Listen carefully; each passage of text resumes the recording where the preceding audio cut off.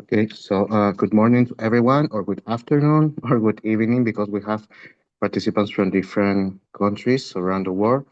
It is, I'm Dr. Norville Melachu, ICOH National Secretary of Peru, and I am very delighted to welcome all of you to this webinar, which has the main objective to be as an updated event with information about different topics related with the occupational health nursing, which has been developing a lot, not only in Latin America, but of course around the world. And also, we will take this opportunity to commemorate Peruvian Nursing Day that we commemorate year every year. And the title of this webinar is the Occupational Health Nursing when Emergent Risk Call for Action. And we have invited speakers from different regions with different backgrounds and experiences to talk about different topics. And we have the support from the ICOH Scientific Committee of Occupational Health Nursing. Uh, it is my pleasure to introduce you to Ms. Angie Bukovic, who is the chair of the ICOH Scientific Committee in Occupational Health Nursing. Ms. Angie Butkovic is a seasoned occupational health nurse practitioner in a variety of industries for over 26 years. She currently practices as an occupational health professional consultant from Mauritius since 2024. She is recognized by her peers as an accomplished occupational health leader, manager, advanced nurse specialist, and an innovative nurse educator. This resourceful occupational health professional consultant continues to provide technical input on various occupational health and safety governance documents, such as the revised SA Noise Exposure Regulations of 2025, occupational health safety policies for small to medium enterprises, contributed to chapters in the prescribed occupational health textbook for SA Occupational Health postgraduate curricula, conducted the review and facilitation of postgraduate occupational health qualification while WITS University for 8 years, and provided occupational health auditing services through SA South African occupational health nursing for over 13 years. She, since 2012, she actively developed, facilitated, assessed, and moderated short courses of competency in occupational health risk assessment, occupational audiometry, occupational vision screening, and occupational spirometry, which she helped steer across 5 different African countries while proactively converting these YITS short courses from face-to-face methods into blended learning from 2017 onwards. Uh, as a result of being an active member of the South African Society of Occupational Health Nurse during these 26 years, she received different awards, and she has also been an active ICO member since 2015 in this scientific committee, but also in the Scientific Committee of Education and Training in Occupational Health. She's the current chair of the team of the scientific committee who is supporting this webinar, and it's a pleasure for us to welcome you, Ms. Angie. Thank you so much, Dr. Novell, for that kind introduction. I thought you were going to summarize my background in 3 little sentences. Today is for our nurses from Peru. I'm just here to quickly introduce you to Scone and to thank the team there for putting this wonderful webinar together and this opportunity. I'd like to start off by saying buenos dias, buenas tardes, y buenas noches, distinguidos colegas. I hope I did, I did you justice, which for our English colleagues is good morning, good afternoon, good evening, distinguished colleagues, fellow occupational health nurses and professionals and friends from across the world. It's evening here in Mauritius, and it's a privilege to welcome you to this journey with the ICOH Scientific Committee and the ICOH National Secretary of Peru's team. I think let me just quickly share my, where's my share? Hang on. Sorry, Dr. Novell, you'll just have to change me to be able to share. Sorry, yeah.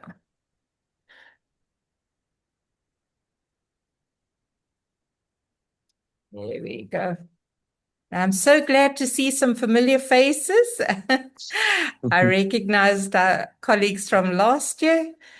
Okay, there we go. Thank you. Let me just quickly share. Let me know if it works.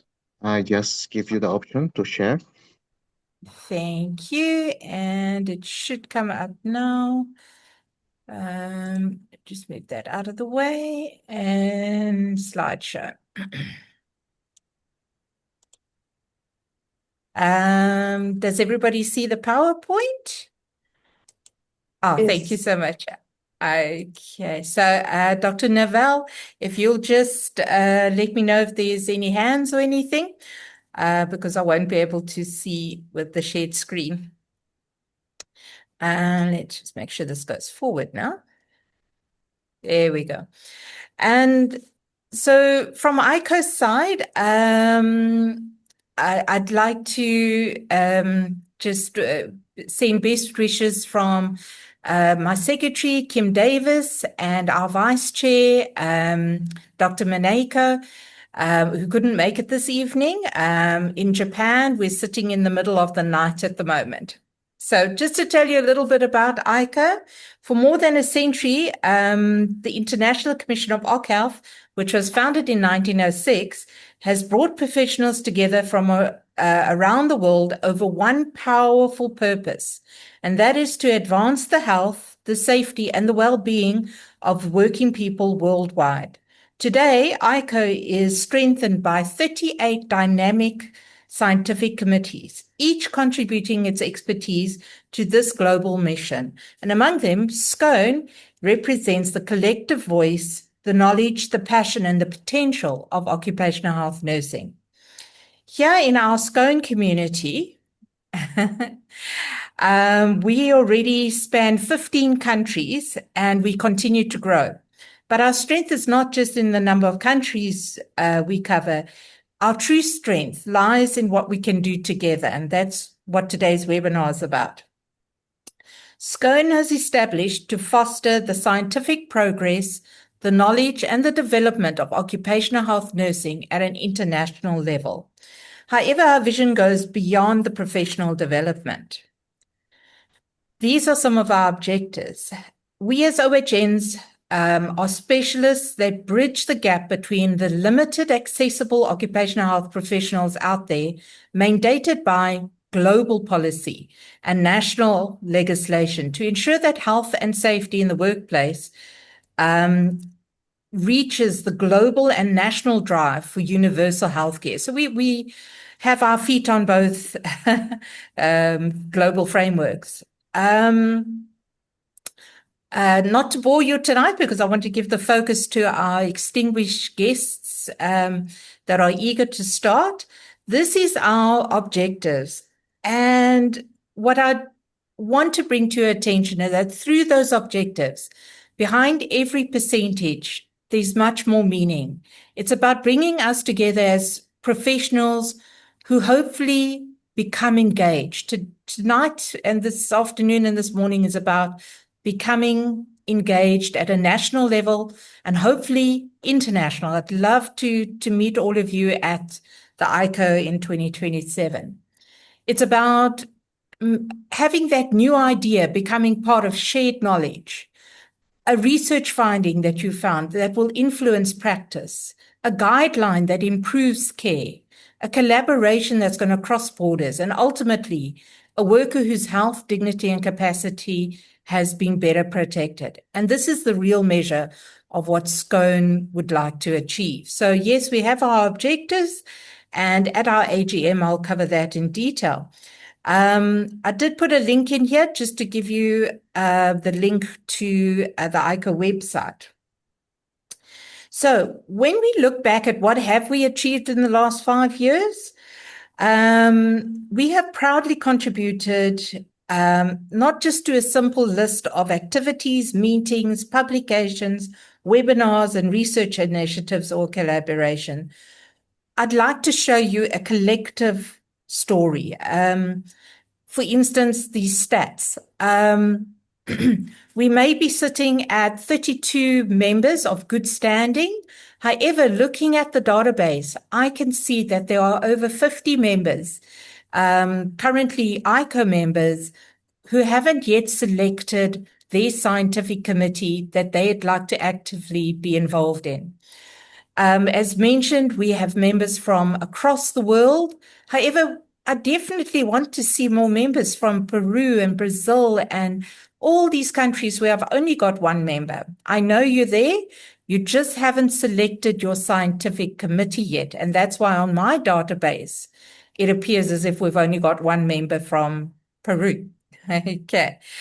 So please do go in onto your profiles, and those that are thinking of joining ICOH, when you do, please go right down to the end, which says which scientific committee would you like to belong to, because there's a lot more information than the general which is great. There's a newsletter that goes out to all members. However, you're not going to get the detail as occupational health practitioners, what is happening on the occupational health nursing side of things. Oh, I wanted to say here, although we did lose a number of members, because this is a quick reflection over the last 5 years or so, a lot of our members have retired. There were economical changes after COVID, and they couldn't afford to be on all the various national and international organizations, and some have passed on. So we really are looking to expand our membership again. And these are some of the things that we've been involved in. We are ensuring that the OHN's research is represented in the Triennial Congress because, and this has been happening since 1957 with the Helsinki. And for those that are, I wanted to say, from my previous life, the theory on occupational health nursing, the model, was published there. And today, we make sure that there's a special session for OHNs, the poster session, and the SCOAN workshops for you to participate in and to share your knowledge. All right. So SCOAN and ICOH is about what can we bring to the table, whether good or lessons learned, that will help other colleagues to be able to navigate their challenges. We have been involved with the webinar series, the big national one, global ones, as well as with the national ones. Here in Peru, this is our second one. So thank you very much for inviting us again. We've got a web page that is going under construction again, and a chat group. So when you join, not just ICOH General, but you join SCOAN on your profile, these are some of the things that you'll be able to access. We definitely have regular meetings and education topics that are covered by global speakers, of which some of them have been listed here. Progress on some of the collaborative research projects and events that have been happening is that we're currently working with SCAP and SCOAM, which are the Scientific Committee for Accident Prevention and the Scientific Committee on Occupational Medicine, for a joint guideline in investigating work-related adverse health events that all OSH professionals can use. And hopefully that's going to be presented, or at least part of it presented, at the coming ICOH Congress. We've had quite a bit of input into the ICOH's research on the expanded roles of the OHMP, and thank you to all the members who answered the survey.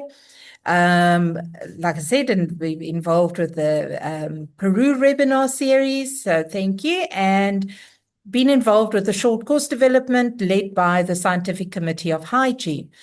We're also ad hocly called into meetings to provide our perspectives for SCOM and SCAP and hygiene, and SCITO is the educational training for OC Health.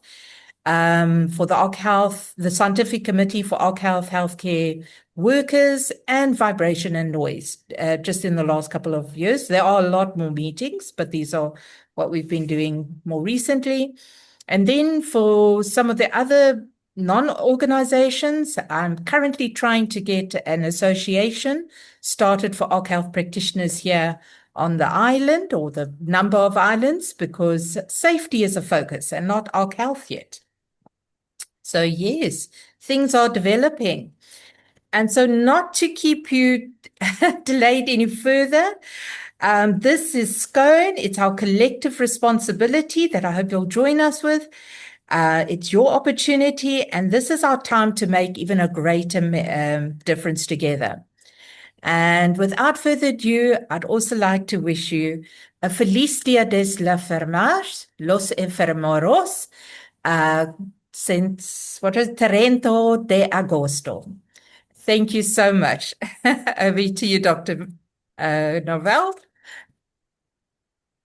Oopsie, let me just stop the Thank you, Miss Angie. pleasure. Let me just try and Thanks for undo the, sharing and for being. Thanks for there we sharing go. all this information Okay. about the scientific committee and for being part of this webinar commemorating such a very important day for Peru. I would also invite you to join us for the roundtable that we will have at the end of this webinar. So please, uh, hope you can stay connected.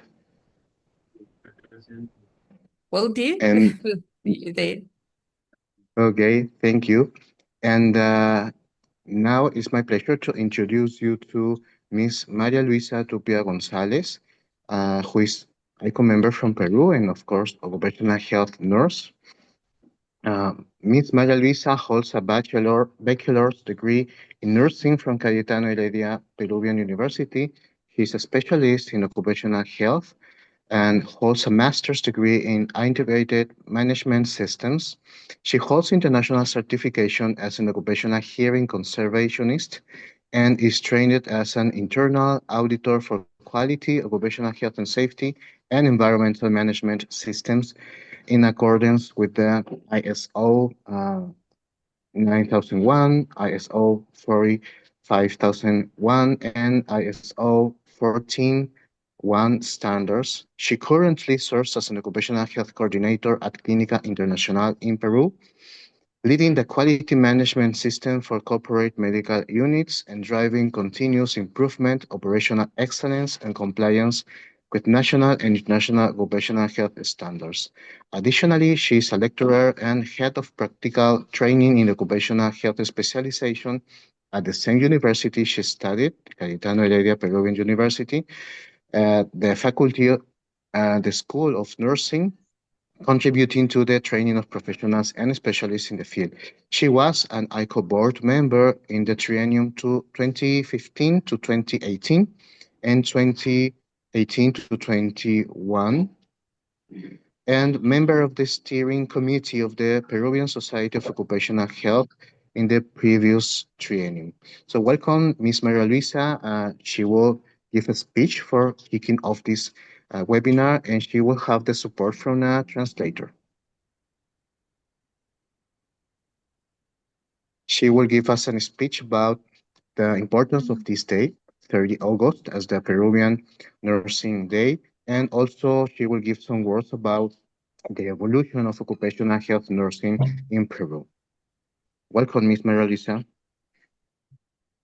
Buenos días a todos. Muchas gracias a todo el comité organizador por la invitación a este webinar que es tan importante para la profesión de enfermería. Es un honor dirigirme a todos ustedes para poder reflexionar sobre la evolución de la enfermería en salud ocupacional en el Perú. Es una especialidad que ha acompañado el desarrollo productivo del país y que hoy posiciona como una disciplina estratégica para la protección de la salud de los trabajadores. Good morning, everyone. Thanks to the organizing committee for the invitation to this webinar.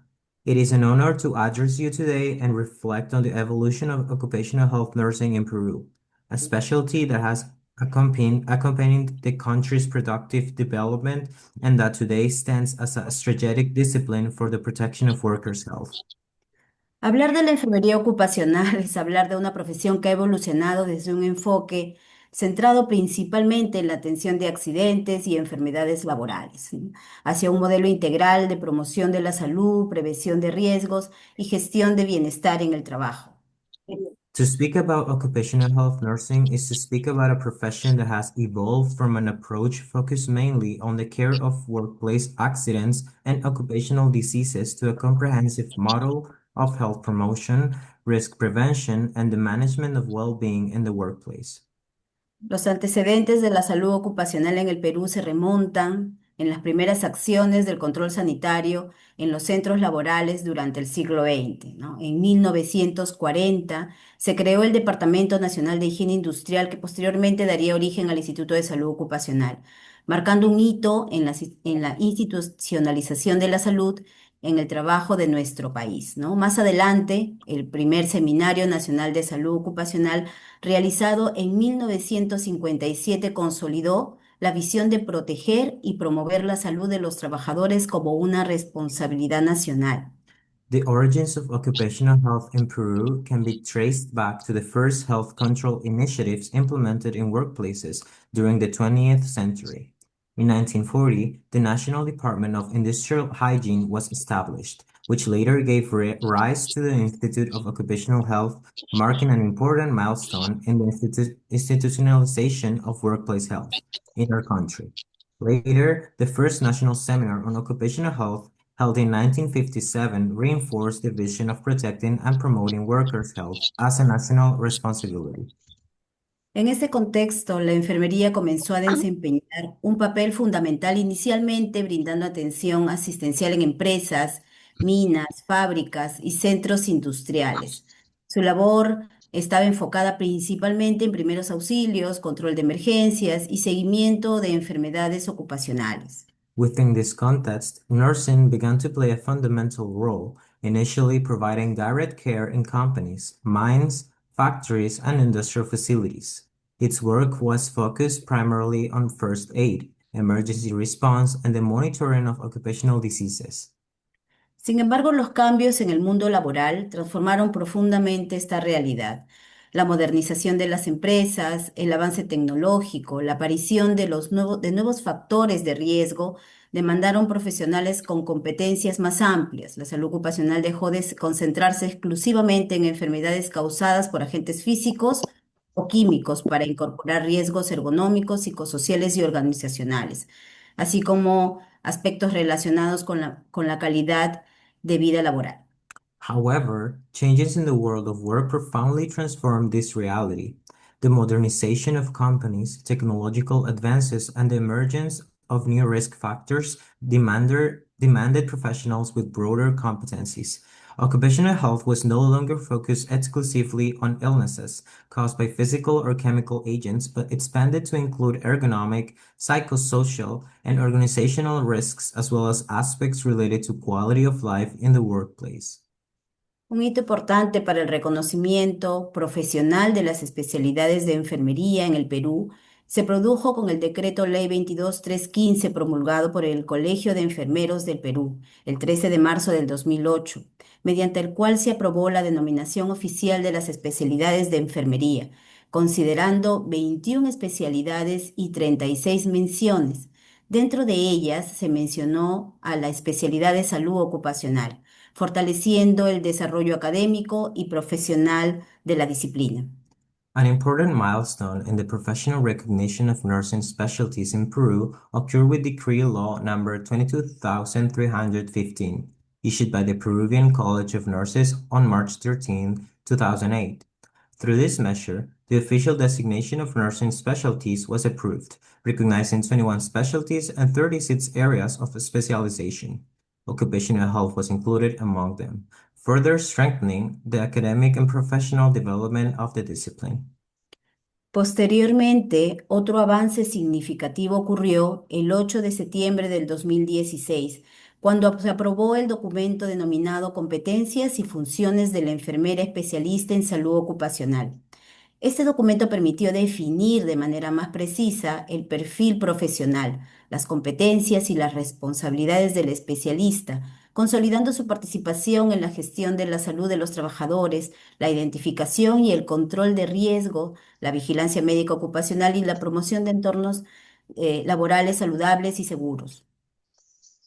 Later, another significant advancement occurred on September 8, 2016, when the document entitled Competencies and Functions to the Specialist Occupational Health Nurse was approved. This document made it possible to define more precisely the professional profile, competencies, and responsibilities of the specialist, consolidating her participation in the management of workers' health, the identification and control of occupational risks, occupational medical surveillance, and the promotion of healthy and safe work environments. En las últimas décadas también se ha fortalecido la formación académica especializada.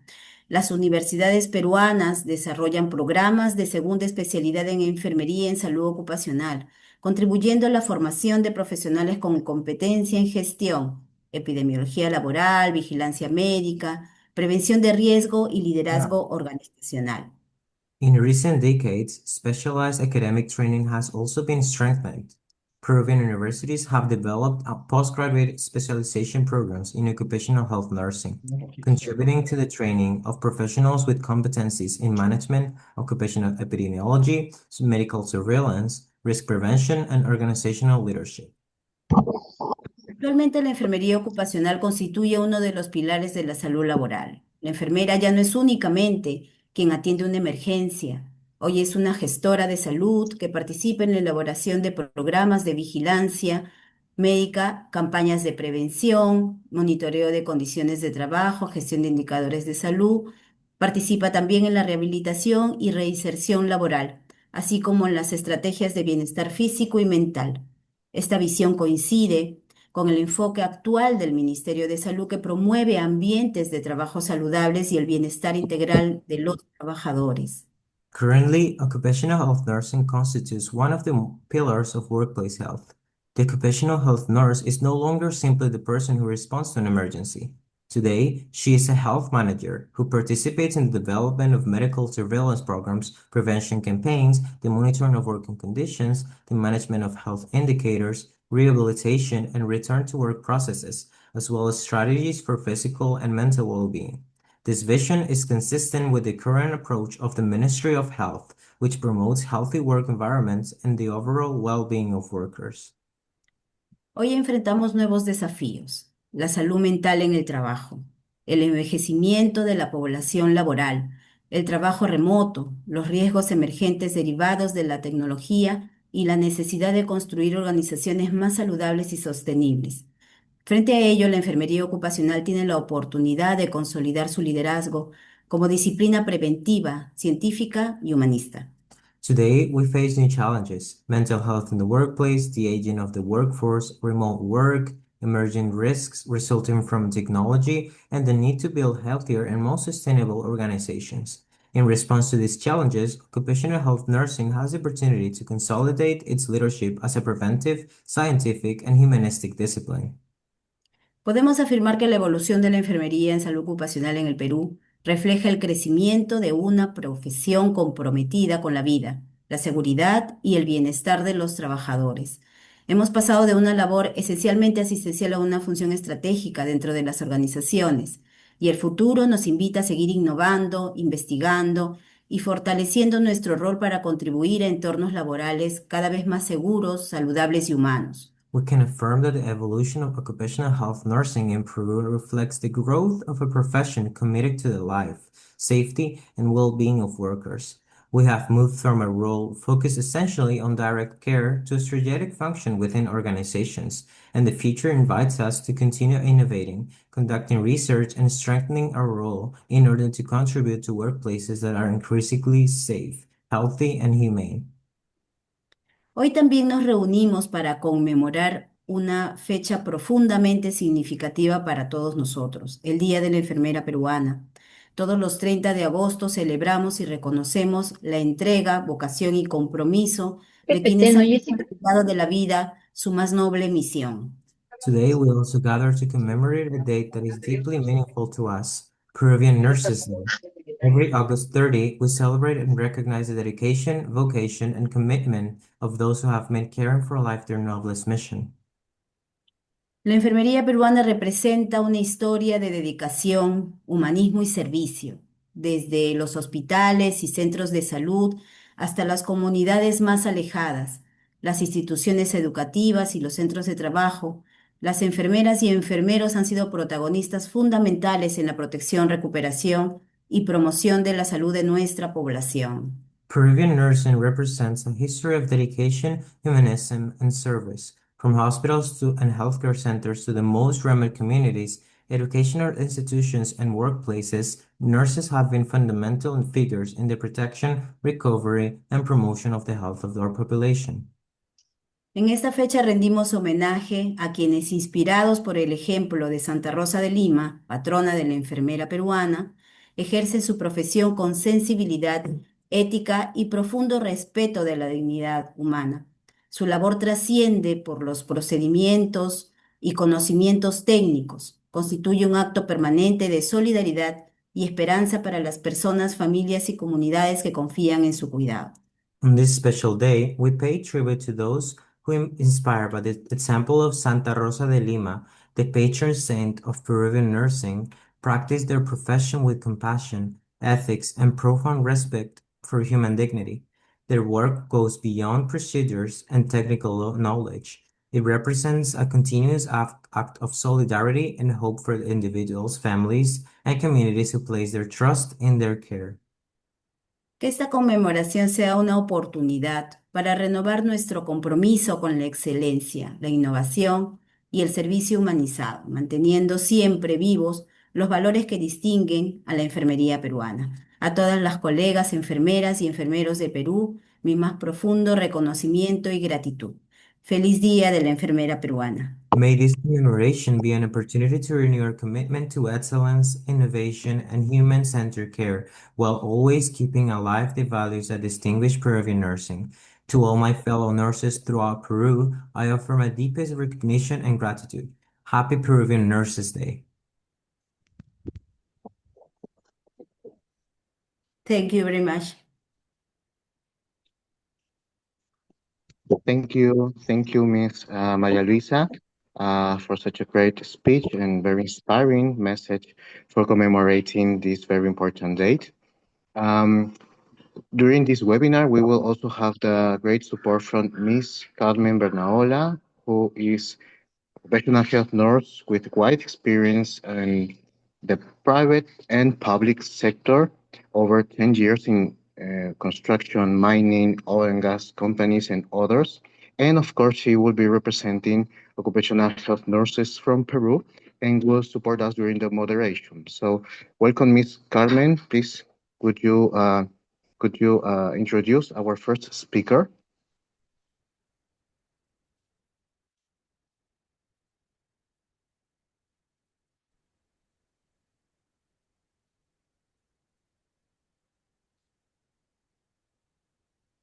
¿Cómo está? Muy bueno, buenos días a todos.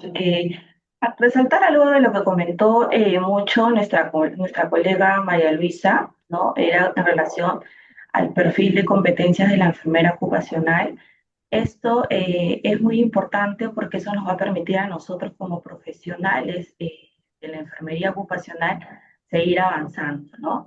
Ya quizás más adelante vamos a ir mencionando cómo va este avance del perfil de competencias de la enfermera ocupacional actualmente por parte del Colegio de Enfermeros de Lima Metropolitana, pero el Consejo Regional 3 de Enfermeros Nosotros estamos, juntamente con una asociación de enfermería ocupacional, estamos elaborando, actualizando, mejor dicho, este perfil de competencias que mucho lo mencionó Mario Alisa, ¿no? Nos dijo que aproximadamente en el 2016 salió este perfil de competencias. Han pasado varios años y nosotros como profesionales de la salud ocupacional en enfermería nos damos cuenta que requiere una actualización siempre para poder mejorar, ¿no? Entonces, nada, agradecerte, María Luisa, ha quedado completamente claro todo lo que nos has mencionado, asimismo felicitarte por también ser esa guía para la enfermería ocupacional y también por demostrar todas las que estamos aquí, ¿no? Darnos ese tiempo de querer seguir aprendiendo de más colegas, no solamente acá de Perú, sino también a nivel internacional.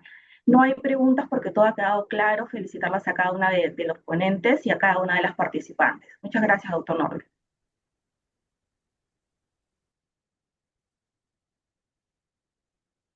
Oh, yes, Miss Carmen Bernaola, would you like to introduce our next speaker? Uh, Licenciada Carmen, ya podemos presentar a la siguiente expositora.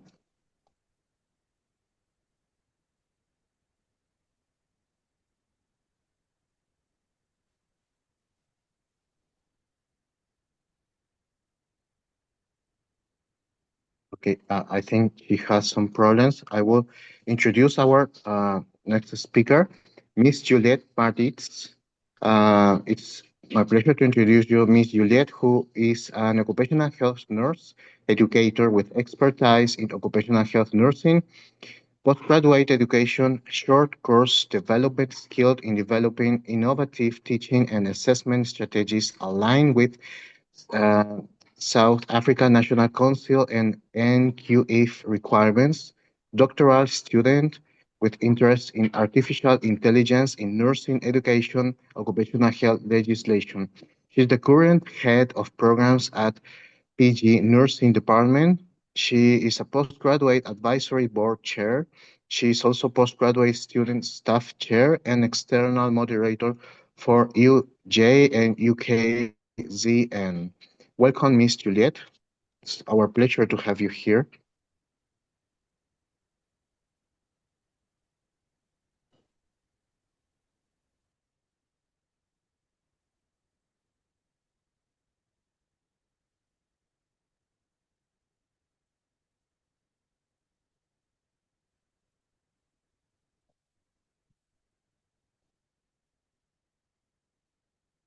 Yes, Miss Angie. Dr. Novell, I think Juliet's sound is not working. Oh, let me check. She's connected and she looks like she has a microphone open, active, I mean.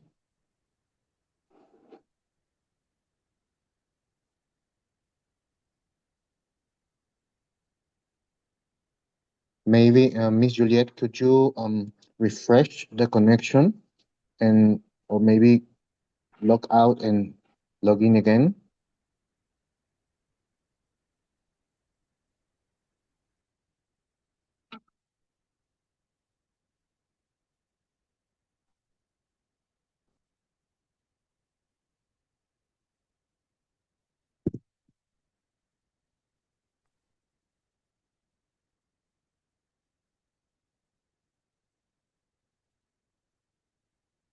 I think she has just refreshed the connection because she's not in the list of participants. She would probably get in.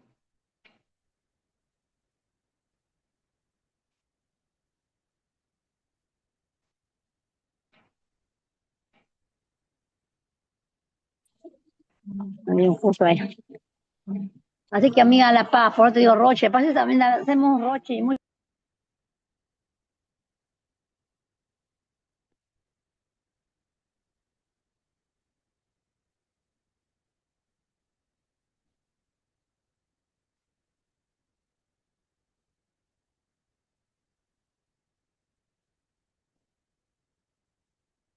Okay, she has get connected again. Let me try if she can hear us and she can use her microphone. Miss Juliet, Are you there, please?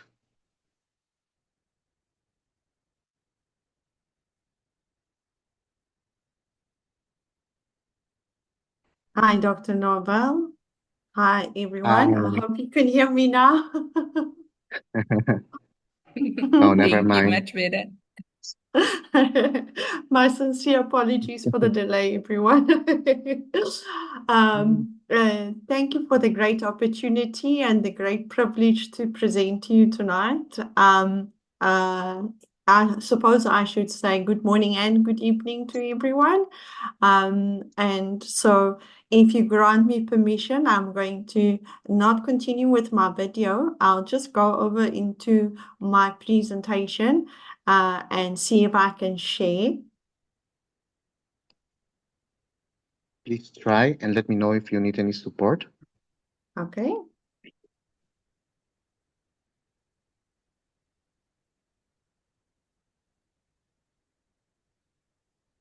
I don't know if you can see my screen. Yes, it works well. Okay, perfect. Okay, so I just quickly want to put this into presentation mode. Okay, so I have the great opportunity and challenge to present to you tonight the topic of AI and occupational health nursing, preparing the future occupational health nurses workforce for artificial intelligence-driven in workplaces. So I'll briefly touch on the following topics: the fourth industrial revolution and industry, AI transformation, healthcare workplaces, changing role of occupational health nurses, and then the curriculum transformation. So what is artificial intelligence and the fourth industrial revolution? The fourth industrial revolution, it refers to the current era in which we are at with digital, physical, and biological technologies that are becoming much more integrated and transforming the way that people live and work. So focus is in occupational health, in creating smart factories where these machines, these systems, and peoples that are connected and they can communicate in real time, and it will help improve with productivity, quality, and efficiency. So artificial intelligence refers to the technology that enables machines and computer systems to perform tasks typically requiring human intelligence, such as learning, reasoning, problem solving, perception, decision making, and even creativity. So these systems can perceive the environment, they can process information in large volumes, and it can take actions that maximize the likelihood of achieving defined goals. So just in brief, so you ask yourself, so what is machine learning? So machine learning is really the algorithms that would help us learn patterns from data to make predictions and decisions. We have deep learning when we think of artificial intelligence, and that's just a subset of machine learning using multi-layered neural networks.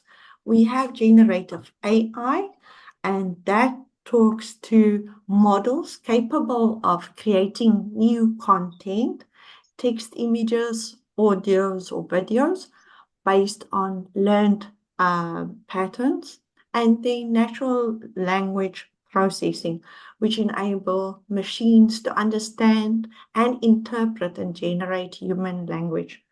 So just to make it a little bit more relevant to us, when we talk about, for instance, machine learning, when we think of machine learning as an arc health nurse, we can think of it that it's that something that would act as an experienced health nurse who identifies the risk from the data.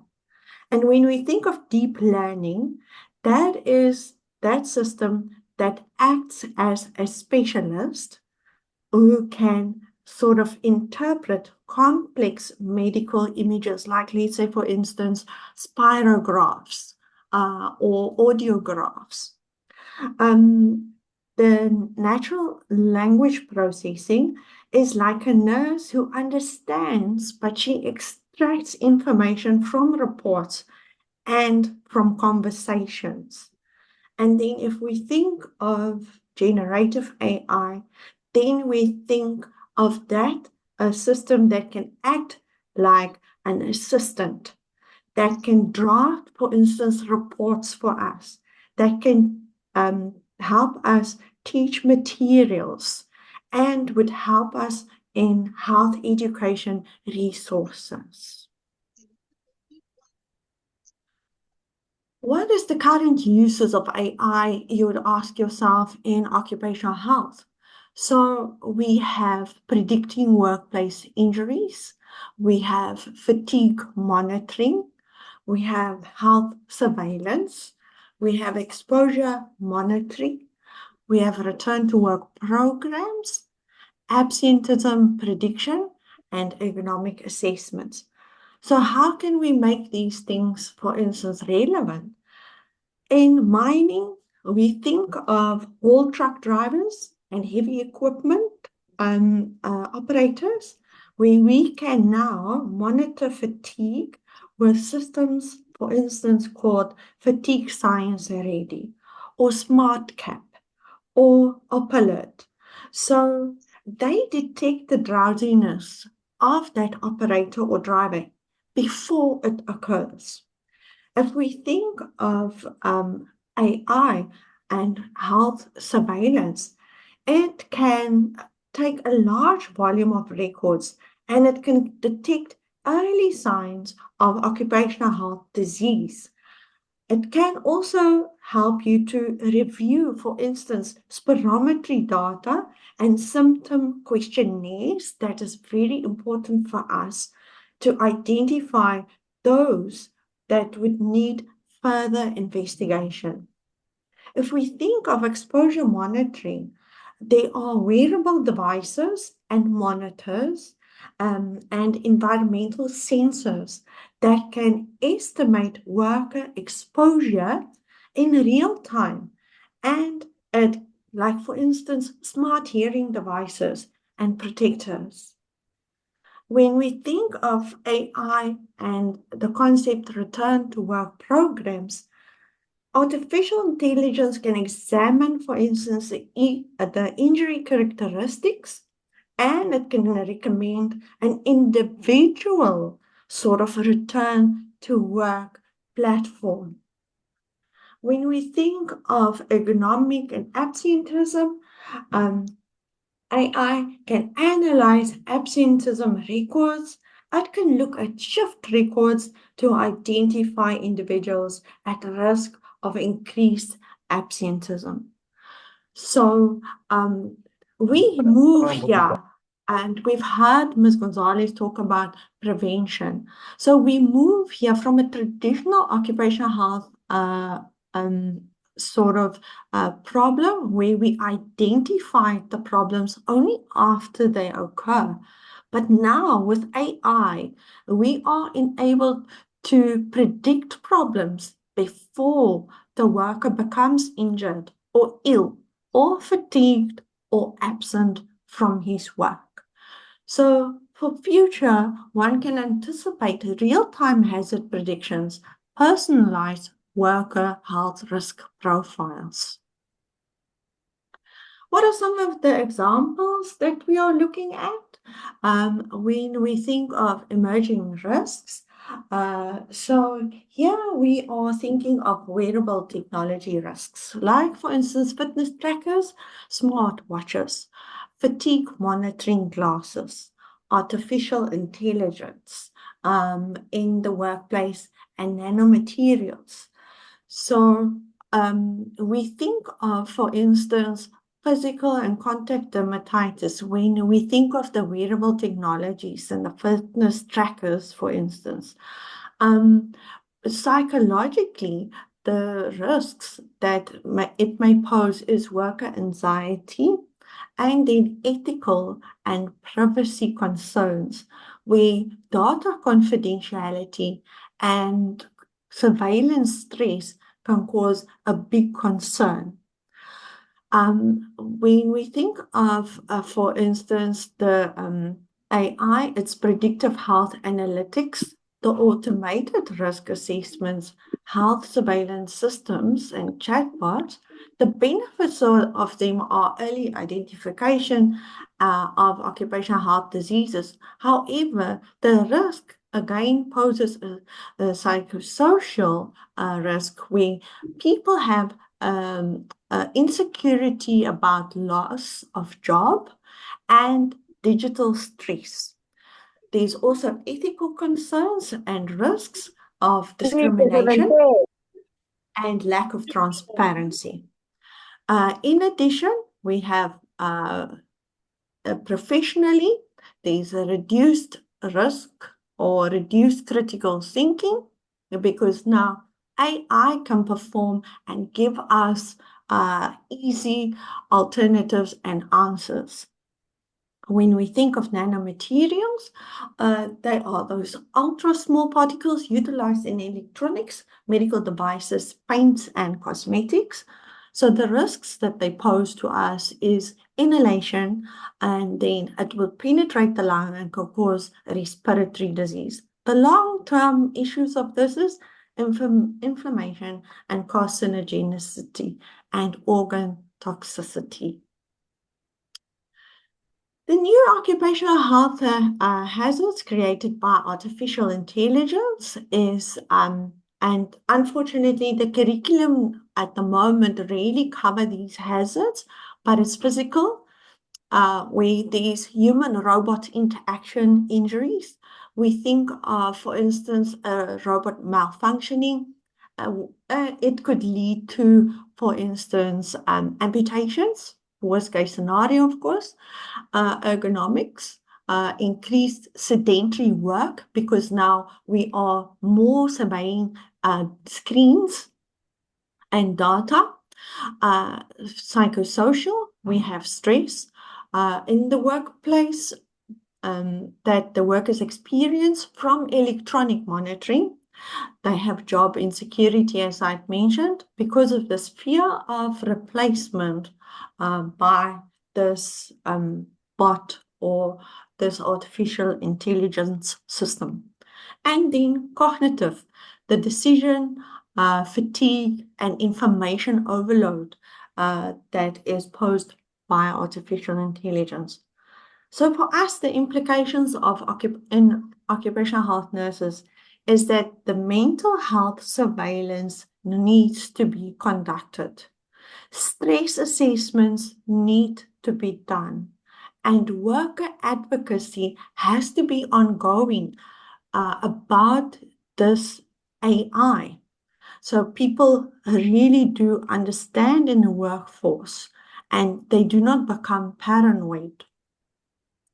So what are some of the benefits of artificial intelligence in occupational health?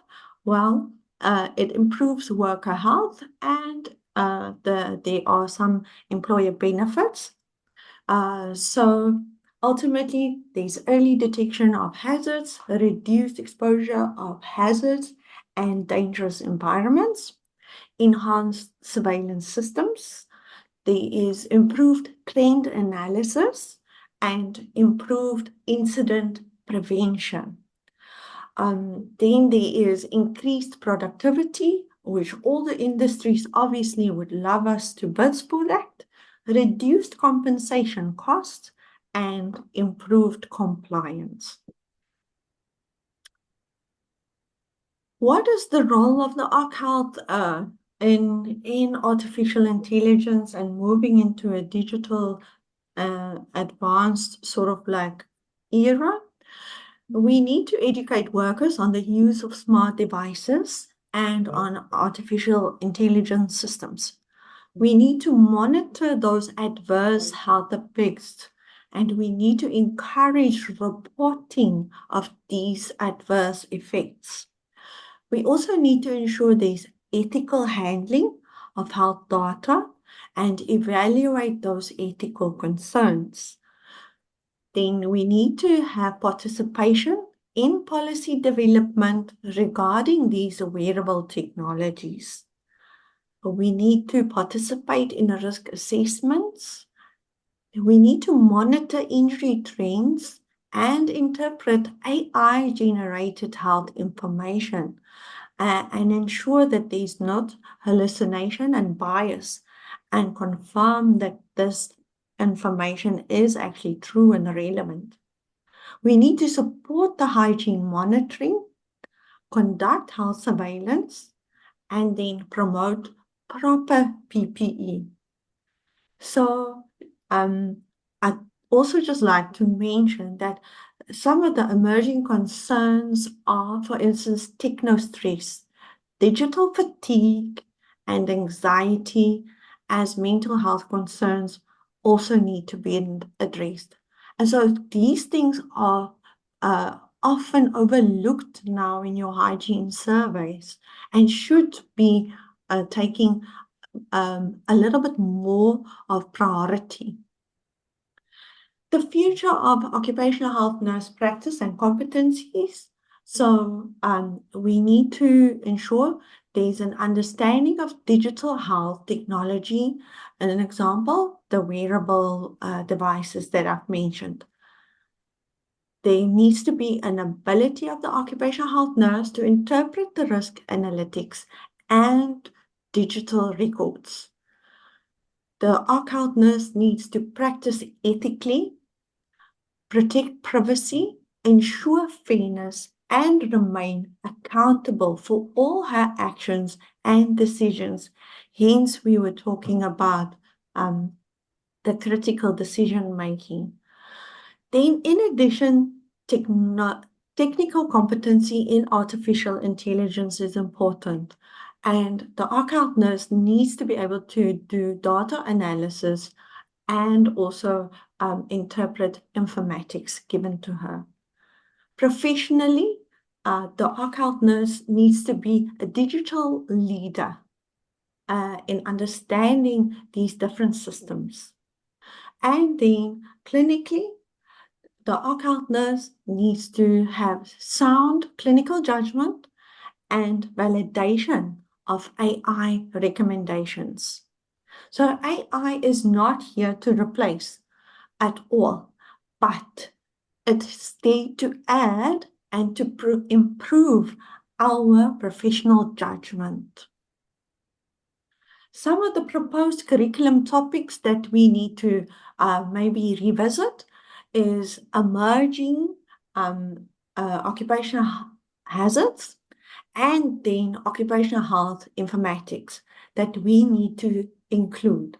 So AI-related psychosocial hazards can be included, human-robotic interactions and risks, wearable technologies that we can include in the curriculum, digital fatigue, remote work and health risks, and then surveillance and monitoring technologies.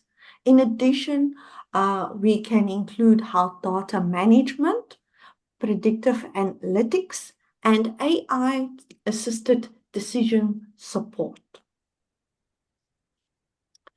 Teaching strategies that we can use to implement these recommendations or suggestions is we can use case studies, artificial intelligence-driven fatigue detection. We can do simulation on, for instance, a virtual workplace assessment with the VR devices that we have these days. And we can use problem-based learning or PBL where we can have ethical dilemmas and the students then critically look at those and problem solve these ethical dilemmas. Some of the recommendations before I conclude is the curriculum developers need to introduce artificial intelligence literacy as a core competency in the incorporation of digital and health informatics. We need to look at hazard identification frameworks that now we need to update those.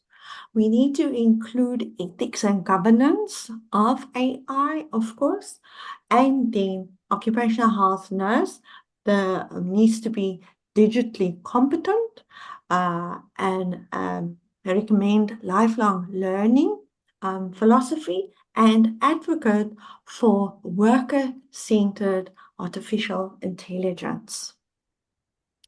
And in conclusion, occupational health nursing in the fourth industrial revolution needs to be able to identify the hazards that will include digital and AI-related workplace hazards. And then the curriculum needs to evolve from the traditional hazard management to a data-informed and digitally enabled curriculum. I thank you for your time and for your listening ear. Thank you so much.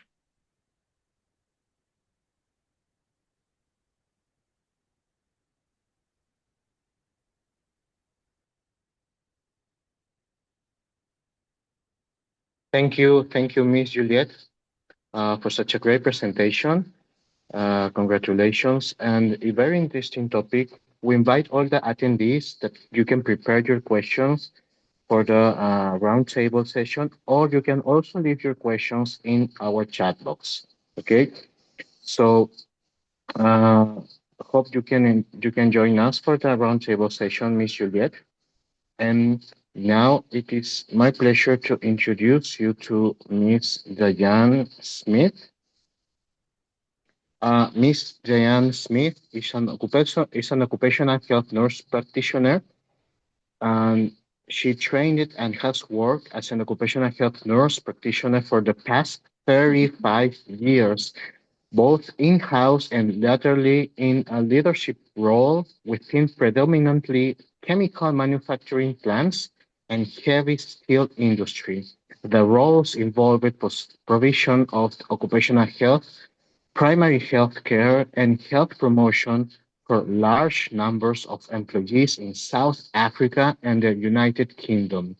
More recently, completing a Master of Science in Public Health and Health Promotion, where the role of occupational health practitioner in undertaking health promotion in the workplace was research utilizing largely industrial resource pool of research articles. She is currently registered with South Africa Nursing Council and in the United Kingdom with Nursing Midwifery Council. Welcome, Ms. Dayan. It's a pleasure to have you here as a speaker. Thank you very much. Let me bring up my slideshow. Are you able to see this slide? I just give you the option for sharing your presentation. Let me know if it works.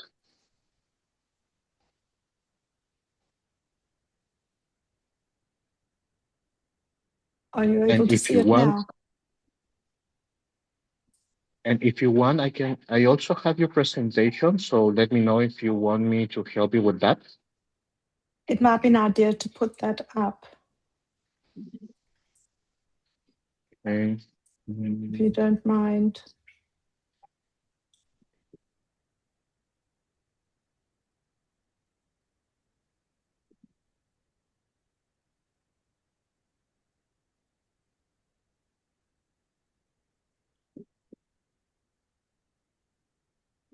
Okay, I think it's not working.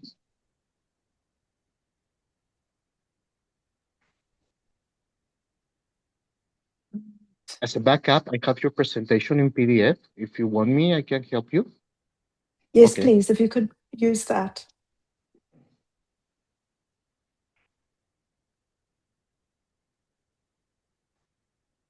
That's lovely. Thank you very, very much. Thank you. So, good morning, good evening in Scotland, I'm afraid, though the sun is shining behind me. Thank you very much for the invite. It came as a pleasant surprise, particularly on the subject of health promotion, of relatively recently having done the research on health promotion. In undertaking health promotion, you plan for success. Nobody looks to have a bit of a wishy-washy event. So there are extensive plans and ways of going about it and doing it. And I looked at it for nurses who don't have a lot of time, but want to really have a successful outcome. So I've designed it it's not a perfect every ounce mentioned, but it gives a framework towards what nurses can work with. So health promotion programs provide nurses with an opportunity to influence and impact the health and the well-being of large numbers of people within a quite short period of time. So before we launch, just a quick recap, the difference between health promotion versus well-being. Health promotion gives people the opportunity to make their own decisions about their life, their lifestyle, their health, their wellness, well-being comforts. And the activities range quite a large range between social all the way through to environmental activities. And it's a variety of activities, programs, and interventions that are designed to assist people in taking control of and improving their health. However, on the other hand, wellness is a proactive lifestyle choice. An example being the choice of walking to the shop to get the milk and the bread versus getting in the car and driving to the shop. Unfair comments around how far it is, but nonetheless, very often people drive almost around the corner to go and get the bread and milk. Wellness activities assist also in the prevention of developing NCDs, and a good example would be cardiac disease and remaining active in life. And it's further a way of achieving a high level of wellness. So a little bit of non-communicable disease stats, which was a bit of an eye-opener when I did the research. Worldwide status of NCDs. In 2021, 18 million deaths worldwide were attributable to NCDs for people below the age of 70. It's a stat I got this year out of World Health Organization. In the same year, those NCDs, the top 4 causes of death due to these NCDs were attributable to cardiovascular disease, cancer, chronic respiratory diseases, and diabetes. And let's be honest, this is nothing new. This has been around for years. Well, for me, having worked in occupational health for many years, it's been around for lots of years, many years. An increasing wave that needs mitigation. So we can't just leave it and let it be. The next slide, please. So let's look at the skills that an occupational health nurse is in undertaking health promotion. Our nursing training over the years has included health promotion training or been added during the course of our careers. The skills and the knowledge that enables nurses to discuss chronic health conditions and, more importantly, how to manage them and what's required to reduce the risk to further deterioration. A simple example again is cardiovascular disease and its relationship with obesity. We are comfortable and knowledgeable in discussing such topics, and often we suggest behaviors in mitigating NCD development, particularly in the workplace, in the early ages of people's working careers, or further deterioration of a current condition. We see the value in the link between health and work, along with the challenges associated with any health deterioration.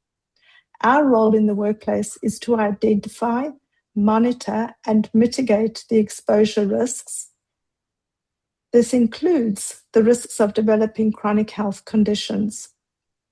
OH nurses regularly liaise with management, local medical facilities, providers, and encourage care and support where this is needed. Occupational health nurses understand the job tasks and the exposure risks and can incorporate this into aspects of health promotion programs. For example, manual handling and building core strength.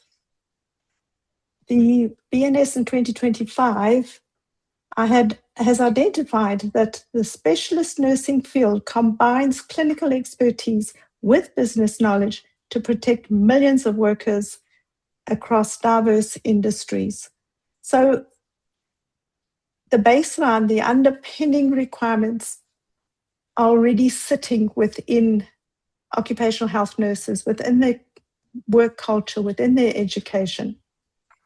So let's look at putting together a health promotion program. And what I did was, because we're also used to the 4-step nursing process, I adjusted it into a process that nurses will understand and be comfortable to work with. So, step 1, assess attitudes and knowledge towards health promotion. Nurses regularly assess and discuss people's knowledge of health, their health conditions, the associated health risks involved, including opportunities to discuss cause and effect of lifestyles and behavior. Occupational health nurses further gain insight into the willingness or the hesitation in clients towards behavior change. Further opportunities are offered, providing guidance when encouraging positive behavior changes. For example, smoking cessation. Dietary changes are often difficult as culture and family dynamics can be a challenge in developing respectful, positive opportunities for change. Treating people's culture with respect and understanding and their knowledge of their beliefs and behaviors often assists in finding opportunities to bring about the suggested behavior changes that are being sought. The next slide, plan.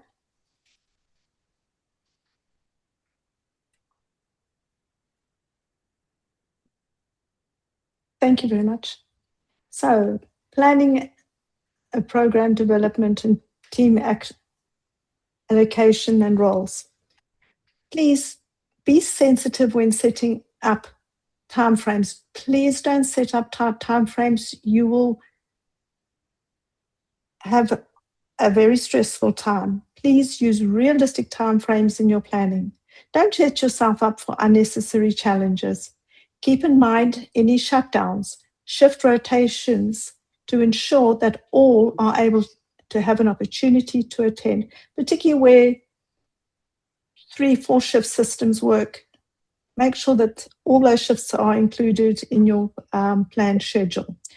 Watch for any community events that may clash with your schedule and plan a relevant and realistic budget and ensure that you obtain business approval for the expenses.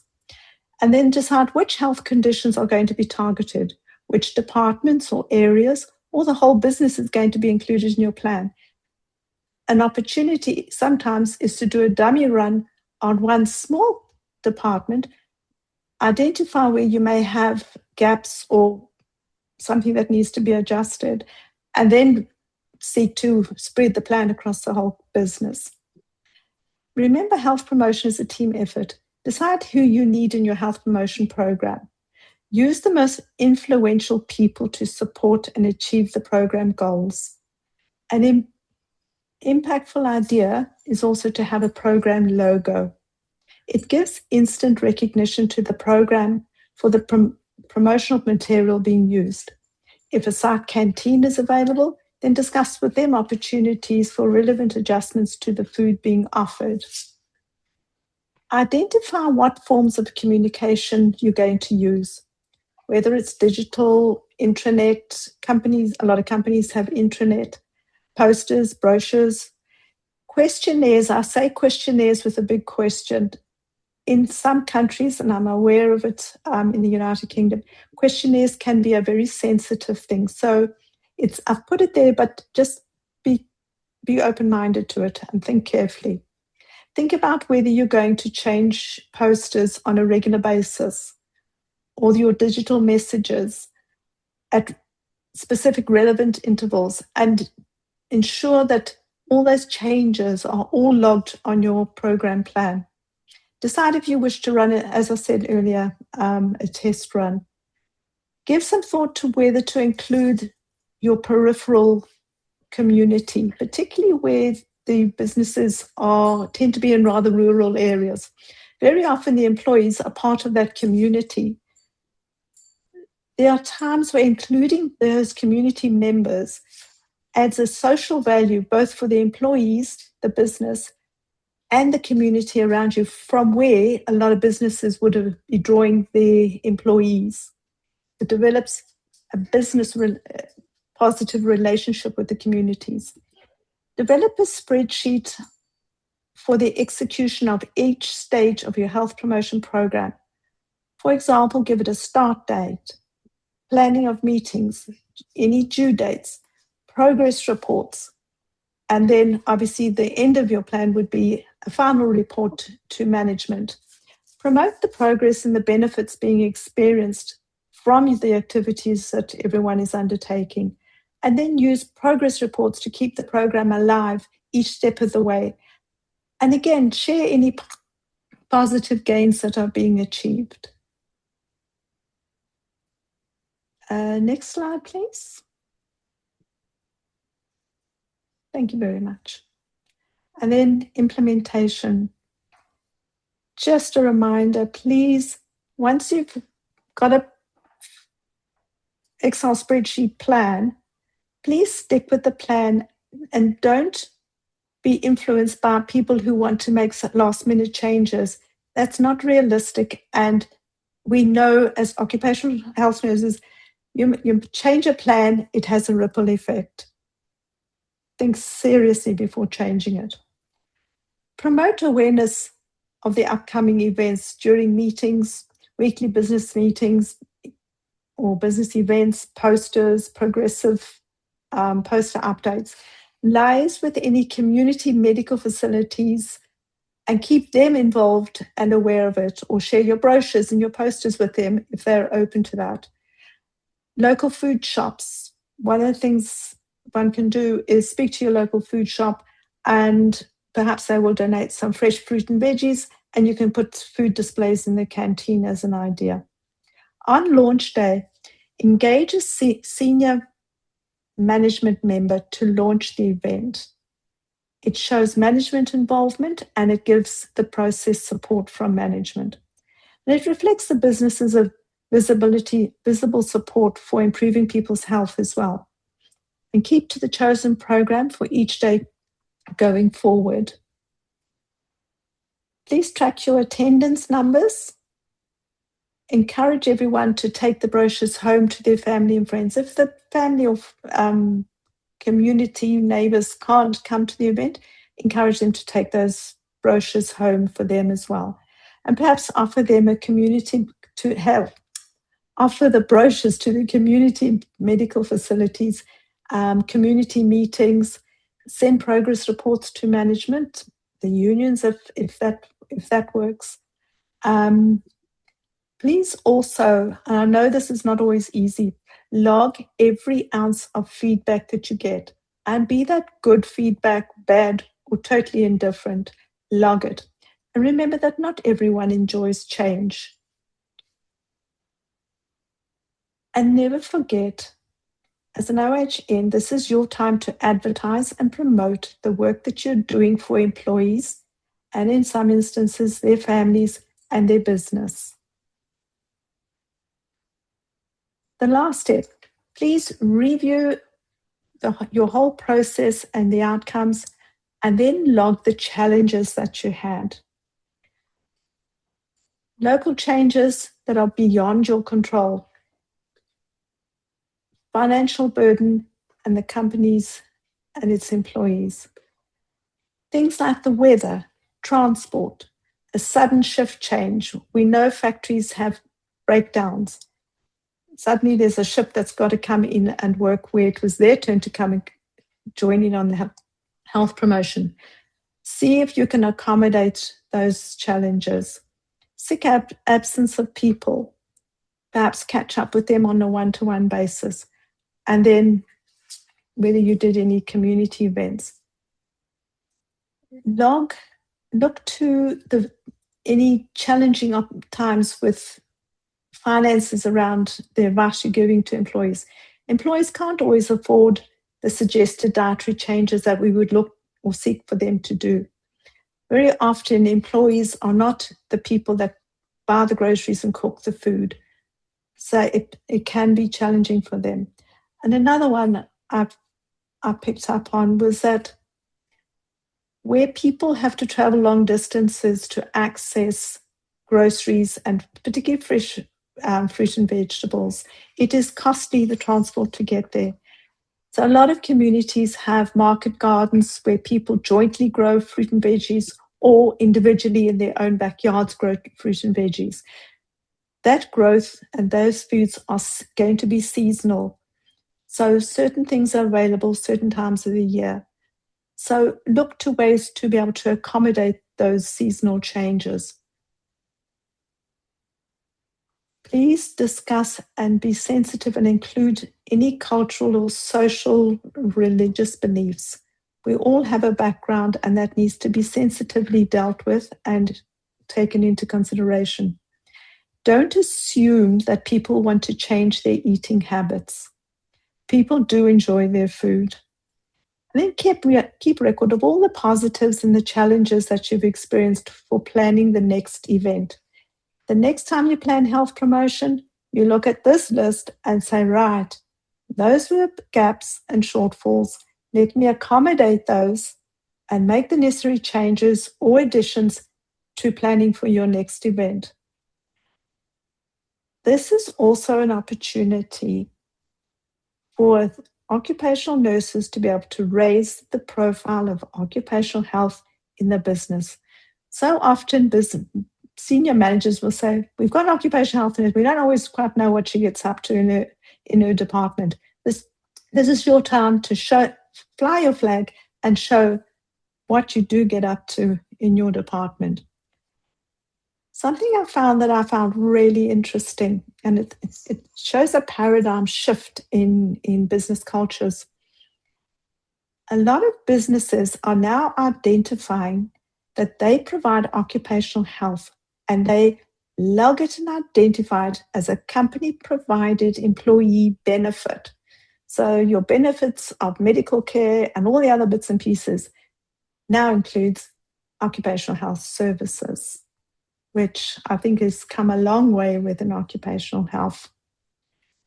So plan carefully, think it through, be sure on your plan, and keep to the plan and implement it. And for those who may take on health promotion, I wish you well on taking that on. Thank you very much.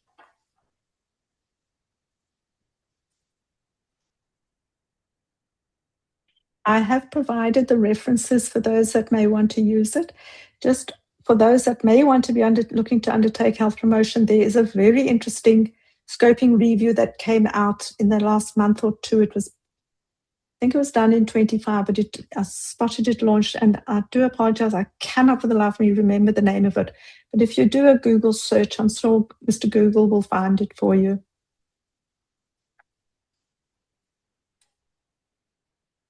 Thank you very much.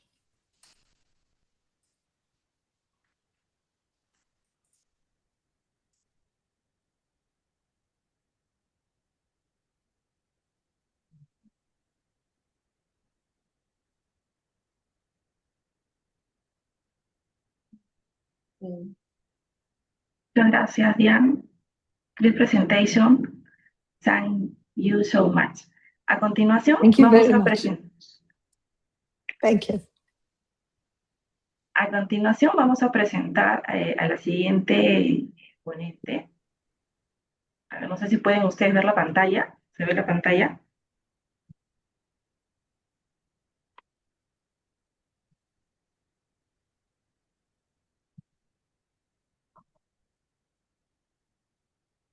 Bien, vamos a ir presentando a la siguiente ponente.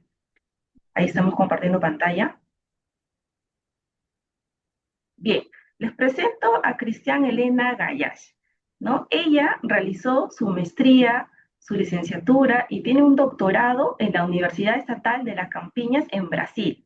Actualmente se desempeña como profesora asociada en la Escuela de Enfermería de la Universidad de Estado de Río de Janeiro, donde además, les comento, dirige como editora en jefe una revista de enfermería llamada UERG. Su investigación se centra netamente en salud ocupacional, trabajadores de la salud y psicometría. A lo largo de su carrera, también ha colaborado como revisora en distintas publicaciones científicas, entre ellas Acta Paulista de Enfermería, la Revista Médica Británica, la de Psiquiatría de Brasil y otras enfocadas en investigación ambiental, salud pública y métodos cualitativos. Adelante, Cristín, te damos la bienvenida. Gracias, Carmen. For the audience, I will ask you to use subtitles because I was speaking in Spanish, okay? Just sharing.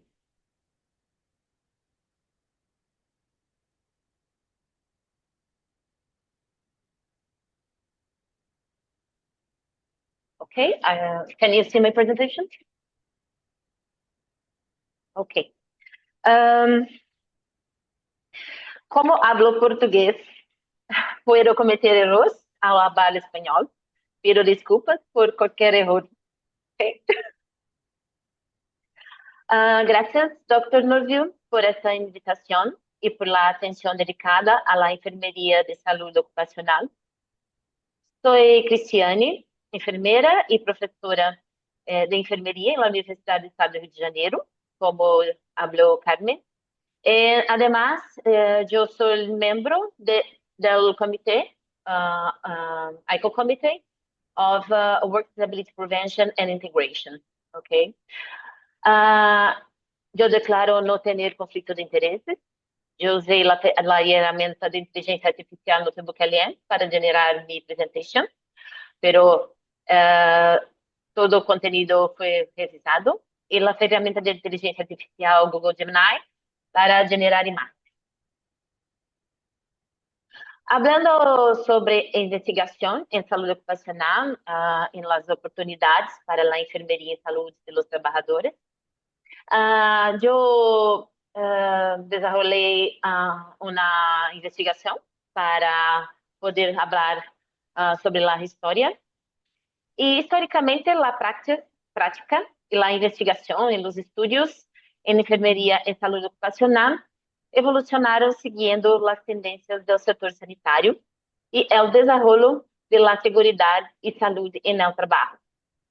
La práctica y la investigación se centraron en el mantenimiento de la buena salud, en iniciativas de medicina preventiva y en la organización del trabajo sanitario durante las décadas de 1960 y 1970.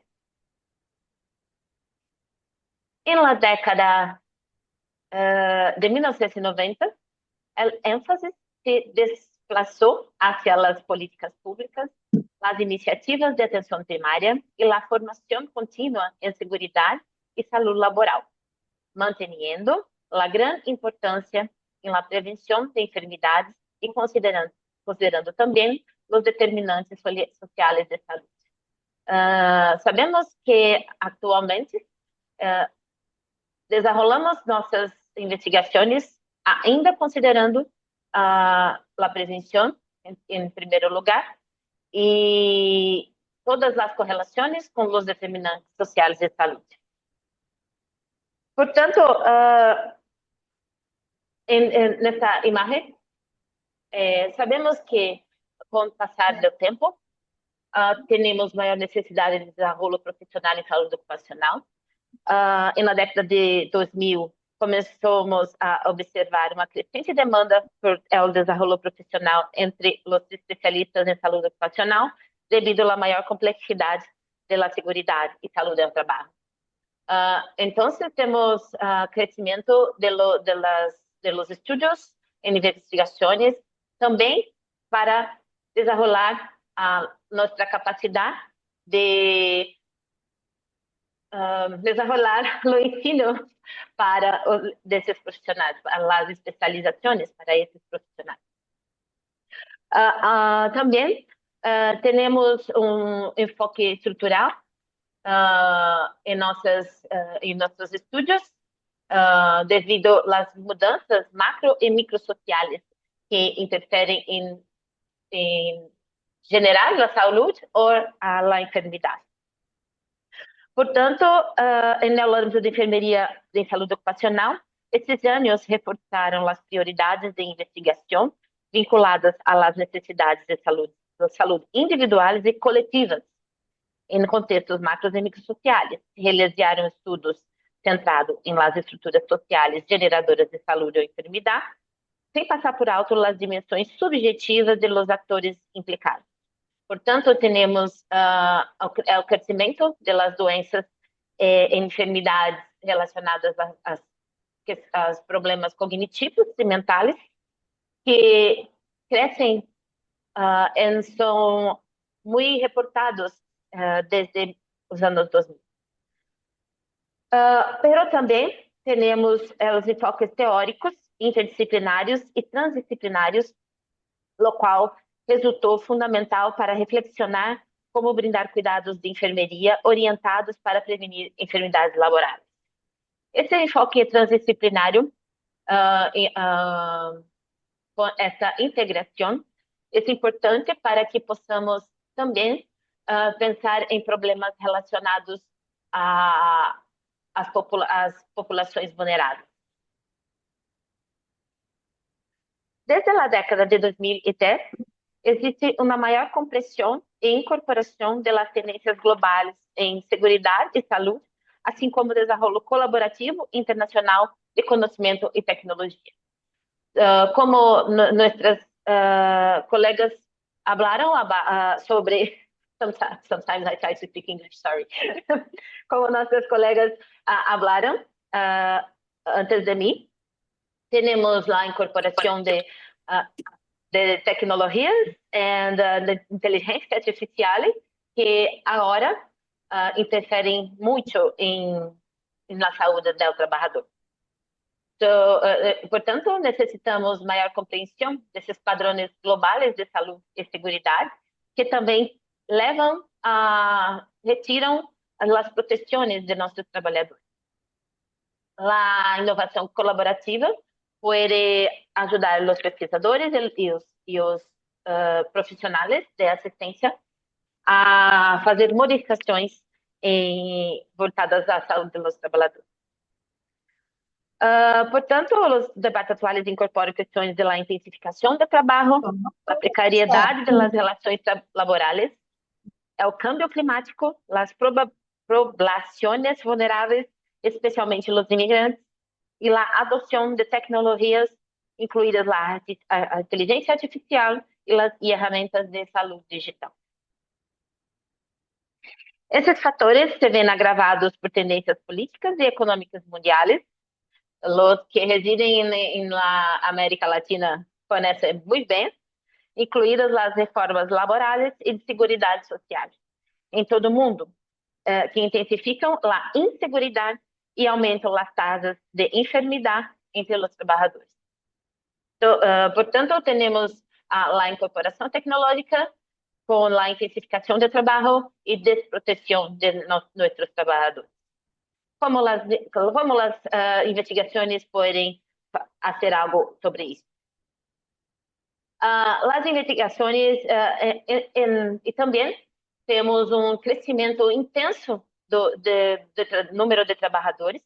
Acá temos uma imagem estimulando o crescimento em Brasil, pensando que temos crescimento de trabalhadores em todos os meios de trabalho, em todos os setores de produção, que seguem cada vez mais desprotegidos pelas mudanças de regimes de previdência ou proteção social, mas também pelos trabalhos inseguros. Portanto, a investigação deve buscar não só o diagnóstico, sino também soluções em matérias de segurança para promover a segurança psicológica, bem-estar mental e prevenir outros tipos de adoecimento, enfermidades. Pensando em lugar de trabalho, desenvolvendo e implementando intervenções que tenham em conta os rápidos cambios em la organização laboral e o deterioro de las protecciones laborais. En nuestros últimos congresos discutimos cómo no apenas hacer diagnósticos, pero cómo intervir con las evidencias científicas para promover, para desarrollar cambios en el trabajo, en the workplace. Portanto, es preciso integrar los hallazgos y las intervenciones. É necessário desenvolver estratégias que mitiguem a enfermidade e apontem evidências que demonstrem a necessidade de melhorar a legislação, as políticas públicas destinadas a proteger esses trabalhadores. Temos aqui o que seriam as bases para garantir a redução das enfermidades, o bem-estar psicológico, a segurança psicológica, uma vez que essas são as maiores causas de adoecimento e de se abandonar o trabalho atualmente.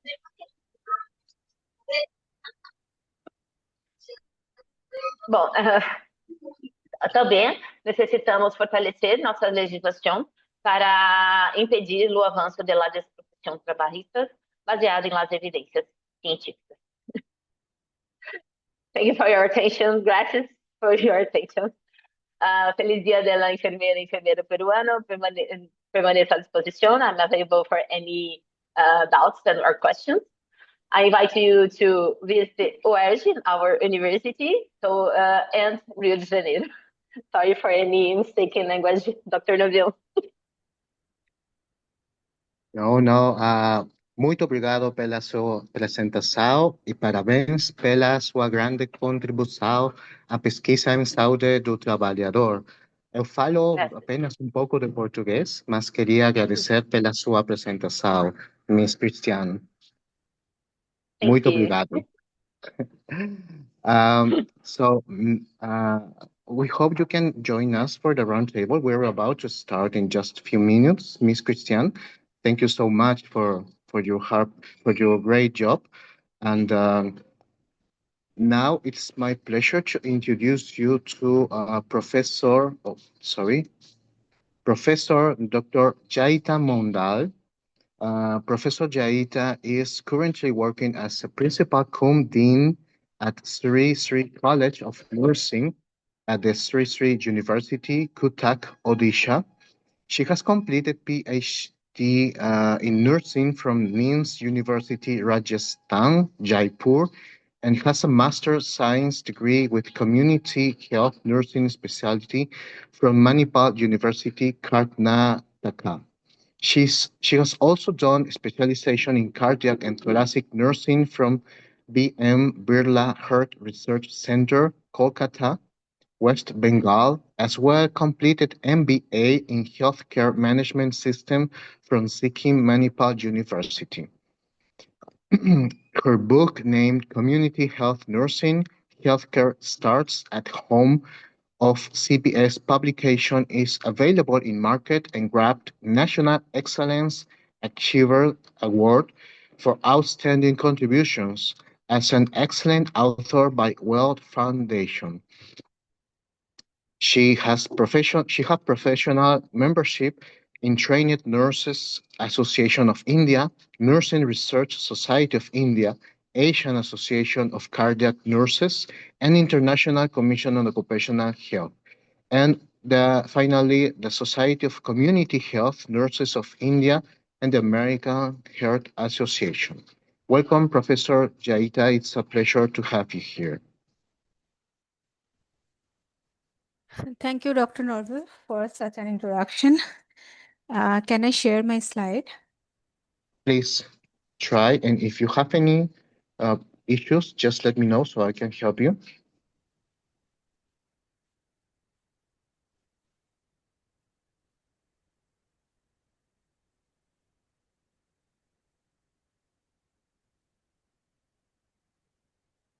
It works. It works well.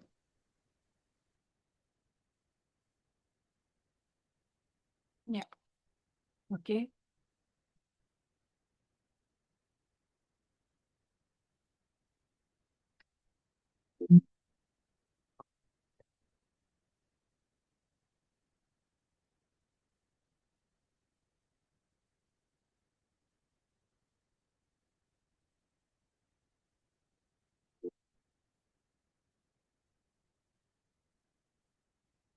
Sorry. Is it visible in slideshow?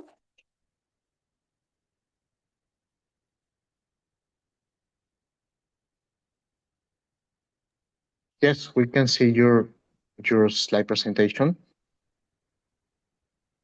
Maybe if you put the full screen. Just 1 minute. So sorry. No, never mind.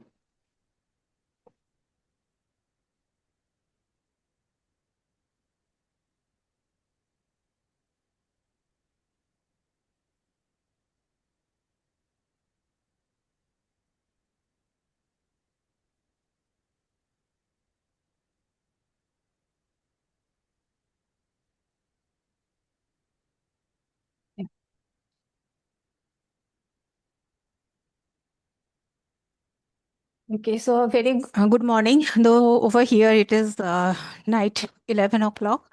Our respected Chair ICO, Dr. Agni Buteki, Chair of this International Occupational Health, and it is my privilege to present today on health promotion inside companies, especially various experiences from occupational health nursing with a global vision.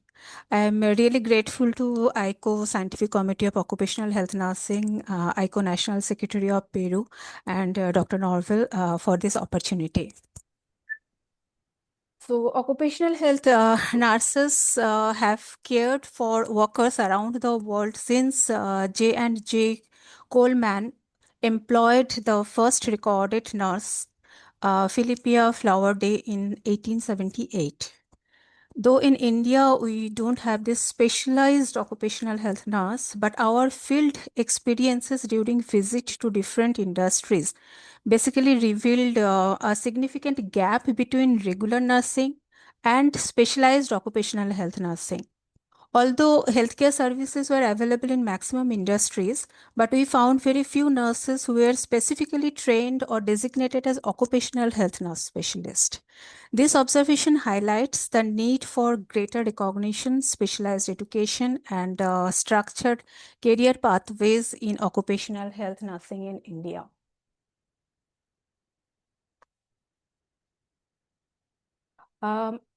India has an enormous India has an enormous working population, approximately 565 million workers. However, around 80 to 90% are in the informal sector, where access to organized occupational health services is often limited. It is only well established in some organized sectors such as manufacturing, mining, information technology, pharmaceuticals, and healthcare, definitely. And if we'll go with the stat, the estimated requirement in India is approximately 134,000 occupational health nurses for hazardous industries alone. At the same time, India has around 5,300. At the same time, India has around 5,300 nursing institutions, producing approximately 382,000 graduates annually who may be working in occupational health setting. As in India, occupational health nursing is included as a component in their regular nursing curriculum. However, opportunities for dedicated postgraduate or specialized training in occupational health nursing remain limited. So the issue is not simply a shortage of nurses, rather the issue is the shortage of specialized occupational health nursing preparation, recognition, deployment, and structured career pathways. Another important concern is the absence of a comprehensive national registry of practicing occupational health nurses. Therefore, there is a clear gap between workforce requirement and specialized workforce availability in India.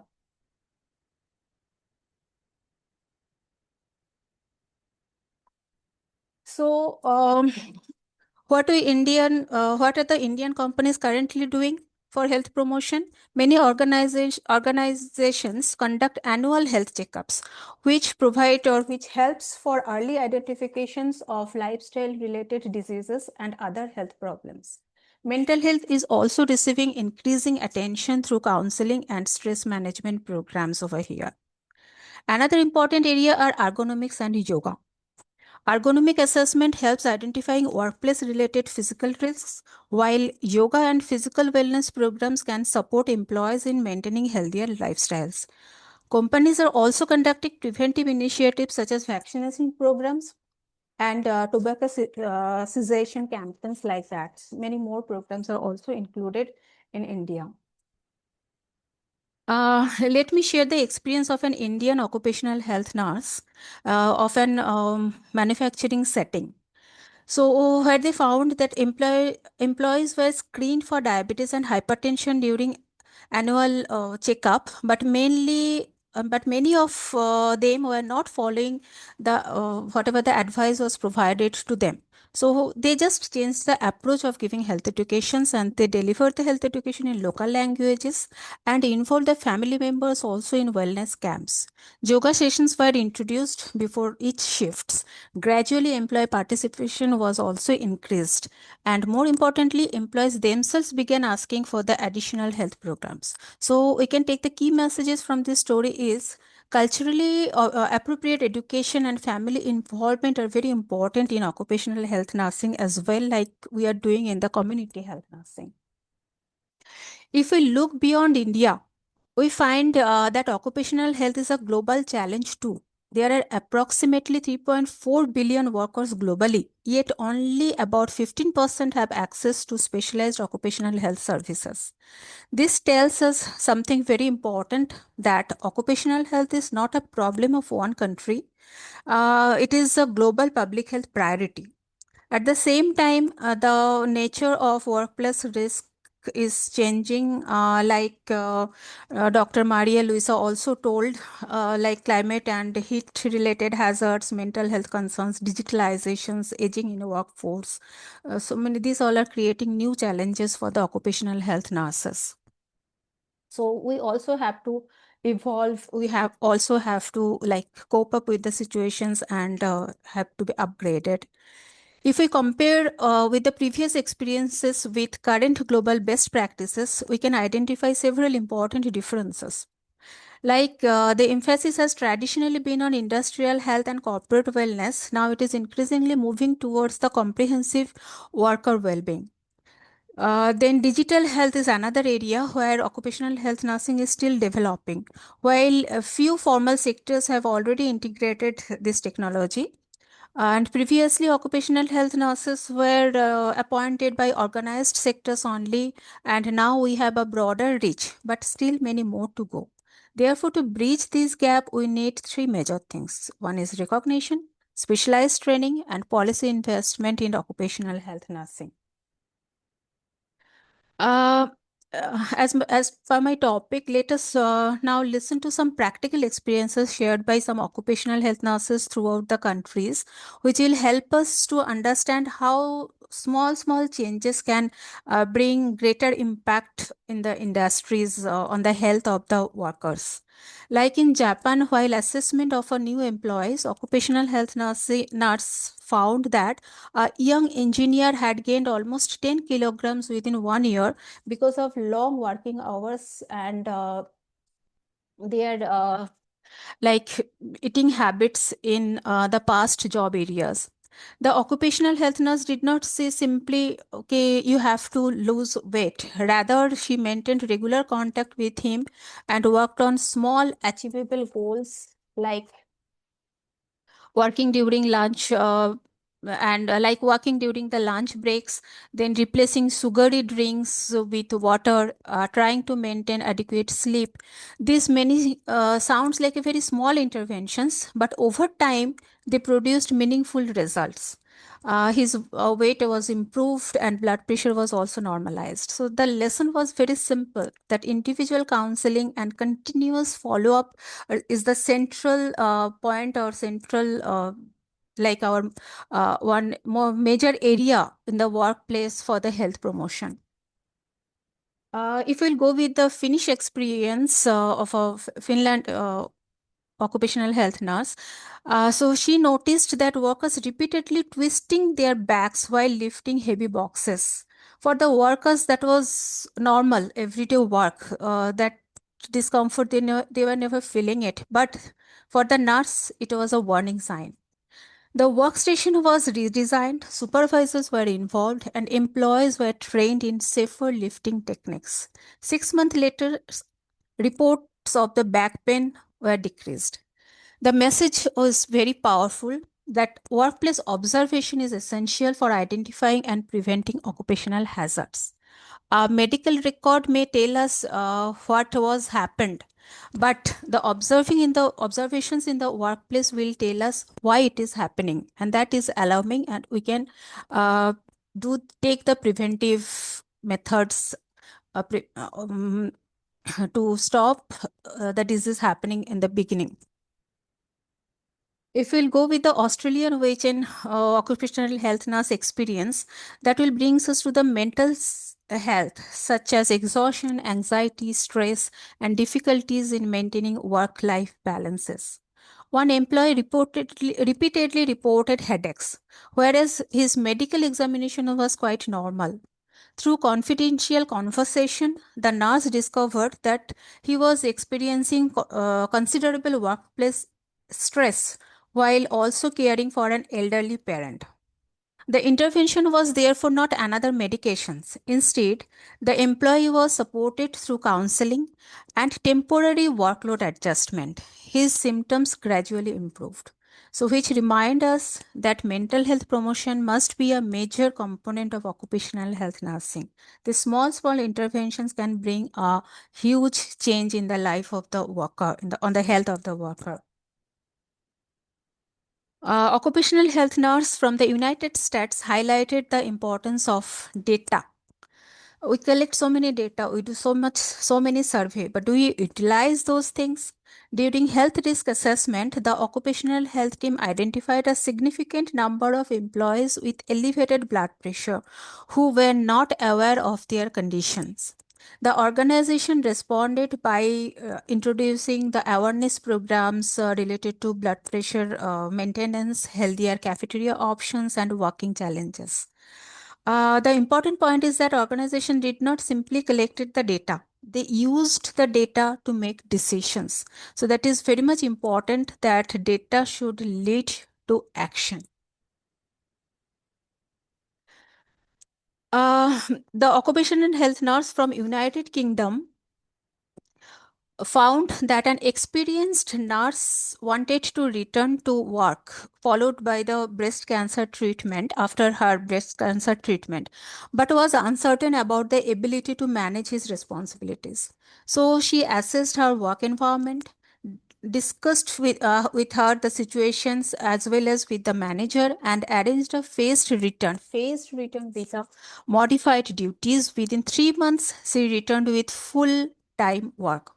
So sometimes it is greatest contribution is not only that simply helping them to improve their health, but rather helping them to believe that they can return to a meaningful work life.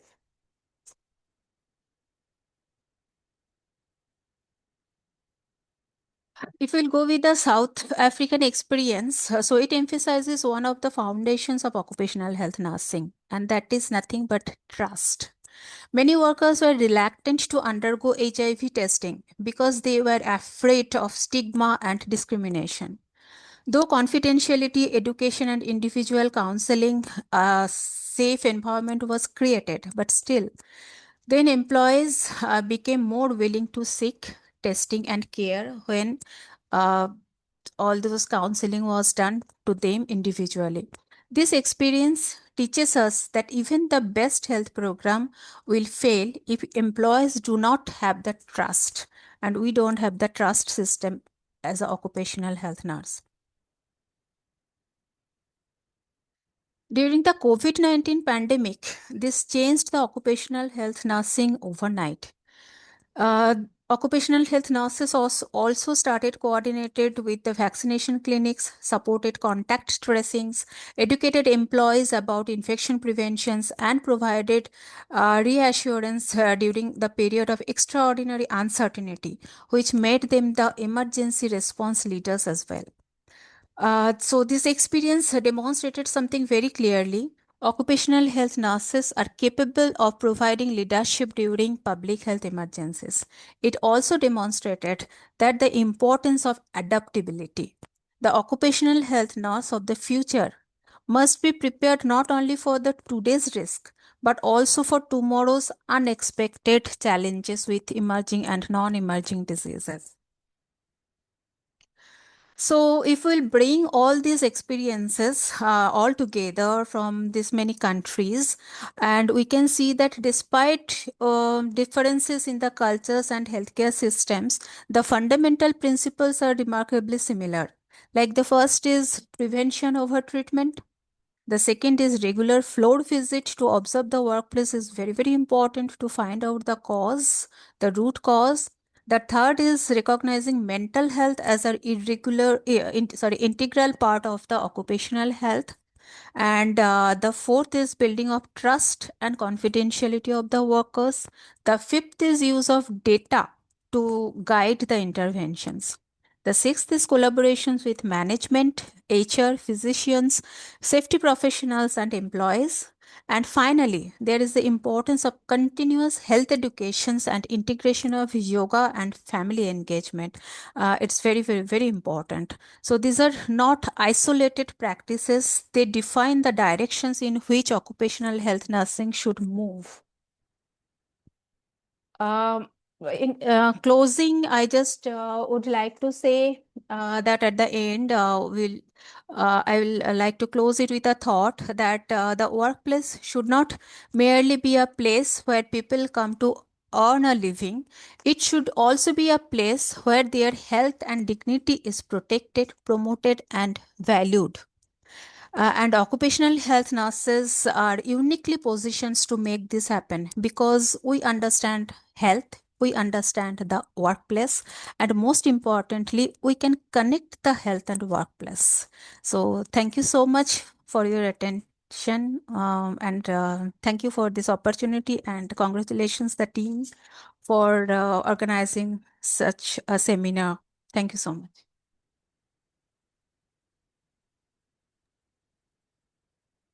Thank you, Profesora Jovita Mondal, very much.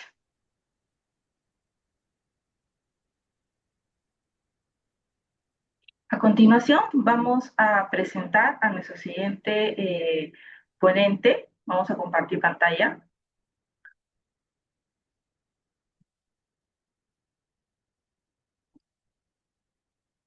Bien, a ver. Bien, vamos a ir presentando. Para nosotros es un gusto presentar al licenciado José Reyes. Vamos a colocar la presentación un momento. Bien, comenzamos. Para nosotros es un gusto presentar al licenciado José Reyes. Es un profesional con una sólida trayectoria en seguridad y salud en el trabajo y gestión de riesgos laborales. Él cuenta con el programa de alta dirección de seguridad, salud ocupacional y gestión de riesgos laborales de la Universidad ESA y está acreditado en seguridad basada en el comportamiento por DuPont US. Es auditor certificado en los sistemas de gestión ISO 9001, ISO 14001 e ISO 45001 por Berser Group en Perú. Y es proveedor certificado en soporte vital cardiovascular avanzado y soporte vital básico por la AJA. Además, se especializó en epidemiología aplicada a la salud pública en la Universidad Johns Hopkins en Estados Unidos. Actualmente les comento que se desempeña como asesor y consultor en seguridad y salud y medio ambiente en Bartra y Reyes Management Consulting en Lima. Con ustedes, el licenciado José, adelante para poder escucharlo. Muchas gracias por aceptar la invitación. Muchísimas gracias a todos. No sé si me están escuchando bien. Para mí también es un honor poder participar el día de hoy en este evento organizado por ICO Perú. Gracias, Carmencita. Voy a compartir pantalla en este momento.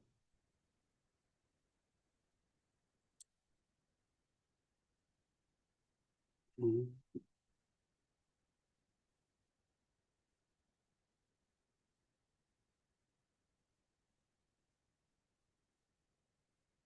Y listo.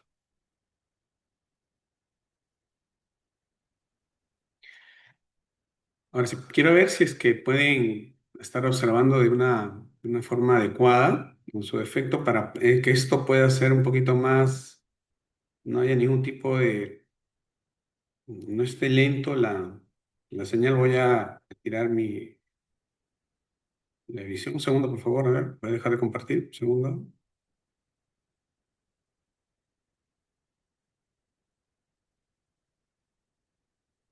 Listo. Ahora sí, creo que está mejor.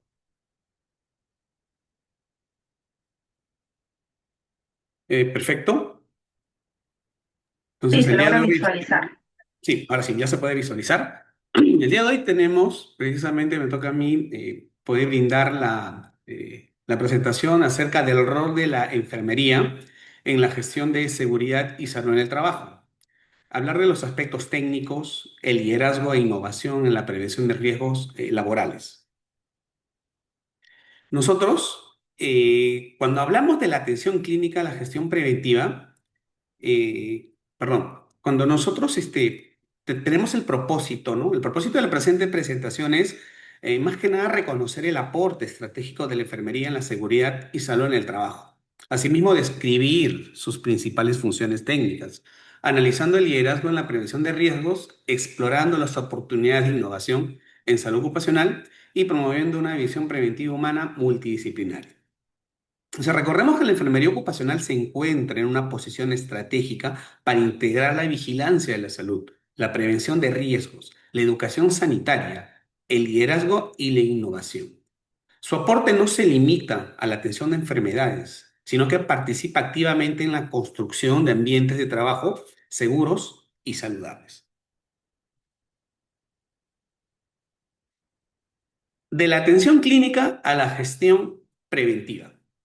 La enfermería ocupacional ha ampliado su campo de acción. Actualmente participamos como profesionales clínicos, también en el sector de educación, coordinadores, asesores, gestores e investigadores. Nuestra presencia permite conectar la realidad cotidiana del trabajador con las decisiones de la organización. Es por eso que inicialmente cuando nos veíamos como cuando pasaba un accidente, la atención de emergencias y primeros auxilios era el pan nuestro de cada día, pero luego ha evolucionado a la vigilancia de la salud de los trabajadores, a la prevención de enfermedades y lesiones relacionadas con el trabajo, luego a la participación en la gestión de riesgos y actualmente en el liderazgo de la mejora continua. Para ello, necesitamos también tocar aspectos técnicos de nuestro rol, recordando que la enfermería debe comprender tanto la condición de salud del trabajador como las características del puesto, las exposiciones y la organización del trabajo. La evaluación debe orientarse a prevenir el daño y adaptar el trabajo a las capacidades de las personas. Entonces, ¿cuáles serían esas competencias esenciales? La vigilancia de la salud ocupacional, la coordinación con equipos multidisciplinarios, la gestión de registros e indicadores, la capacitación en educación preventiva, el seguimiento de enfermedades relacionadas con el trabajo, la preparación y respuesta ante emergencias, la identificación de peligros y evaluación de riesgos y la investigación y análisis de los incidentes. Entonces, cuando hablamos de vigilancia de la salud y prevención, recordemos que la vigilancia de la salud no debe reducirse a almacenar resultados médicos. Su valor está en transformar la información en medidas preventivas, recomendaciones para el puesto y decisiones de mejora. Por eso que coloco de los datos a la acción, es decir, identificar perfiles de salud por puesto y exposición, detectar tempranamente alteraciones relacionadas con el trabajo, desarrollar campañas de vacunación y prevención, vigilar riesgos económicos, físicos, químicos, biológicos y psicosociales, utilizar indicadores para priorizar precisamente estas intervenciones y promover la salud mental, descanso y recuperación. La enfermería y su relación con la jerarquía de controles. La enfermería debe participar en la discusión sobre los controles, pero no asumir que el equipo de protección personal es la única solución. La jerarquía preventiva prioriza eliminar el peligro y controlarlo en la fuente. Los equipos de protección personal se utilizan frente al riesgo residual. Entonces, la protección no empieza a partir del EPP. Y al margen de estar recordando la jerarquía de controles frente a los peligros y riesgos, siempre nosotros radicamos en un ejemplo, ¿no? O sea, ante la exposición a polvo, la intervención debe considerar ventilación, encapsulamiento, métodos húmedos y sobre todo el control del proceso, además del respirador adecuado. El liderazgo de enfermería en seguridad y salud del trabajo no depende exclusivamente del cargo. Se demuestra al transformar el conocimiento técnico en acciones, influir positivamente en los equipos y lograr que la prevención sea parte de la cultura organizacional. La participación activa de los trabajadores es un elemento esencial de los sistemas de seguridad y salud en el trabajo. Es por eso que liderar para prevenir. Busquemos ser referente de confianza para los trabajadores, comunicar los riesgos de manera clara y comprensible, promover una cultura de reporte sin temor, escuchar la experiencia del trabajador, facilitar la participación en las decisiones preventivas, coordinar con gerencias, supervisores, el área de recursos humanos y comités de seguridad y salud del trabajo y sobre todo liderar con coherencia y ejemplo. Yo dicen, ¿no? Siempre el mejor ejemplo viene a ser el de nosotros, la mejor regla viene a ser el ejemplo que nosotros hagamos en el día a día.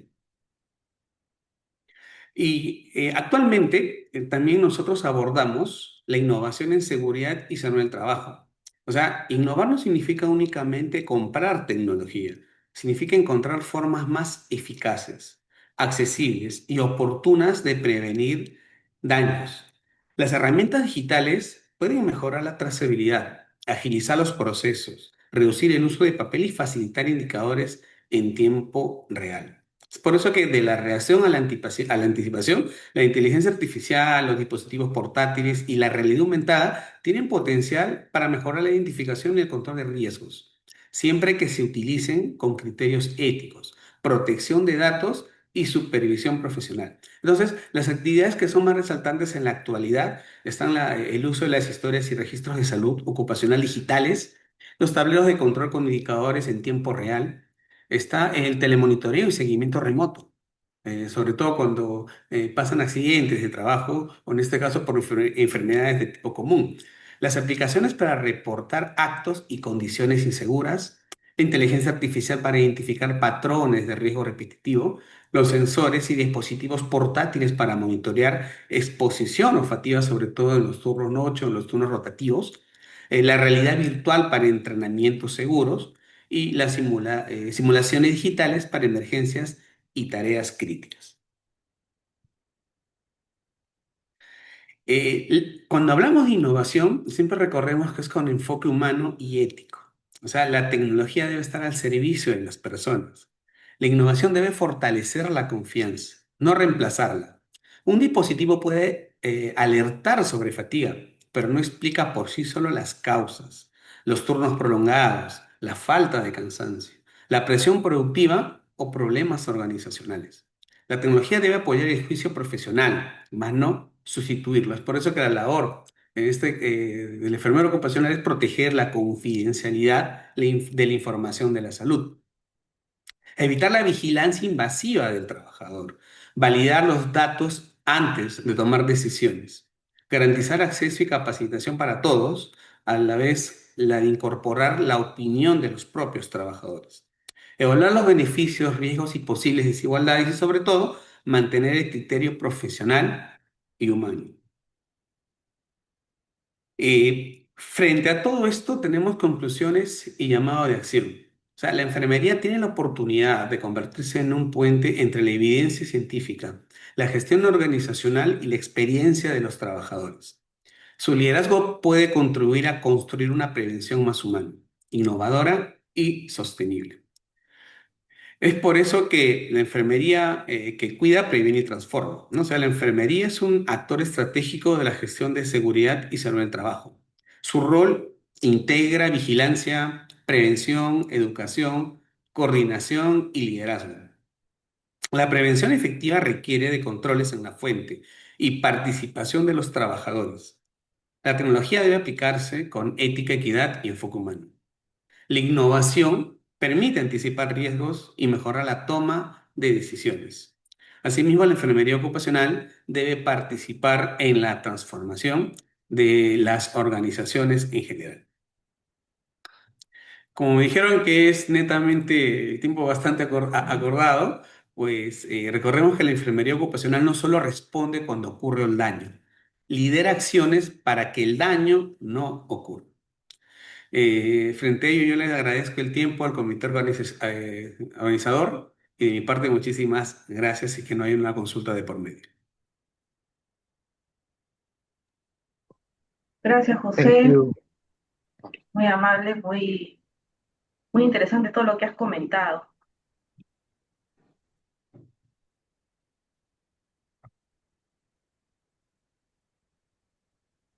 Thank you, Mr. Jose, for such a great presentation. And we invite you for joining us in the following activity, which will be a roundtable session. We have speakers from worldwide with different background, different experiences, UK, Mauritius, India, Brazil, of course, and Peru, and others. And now we invite all our speakers for this roundtable session, which will be uh, led by three of other occupational health nurses. It's our pleasure to introduce you to Miss Penny Orton. Penny is a nurse educator who holds a PhD from the University of KwaZulu-Natal, South Africa, with wide experience and focus on education for occupational health nurses. We also have Miss Janet O'Neill from UK, a registered nurse and occupational health nurse specialist with a Master of Science in Workplace Health and Well-being alongside her diploma in occupational health.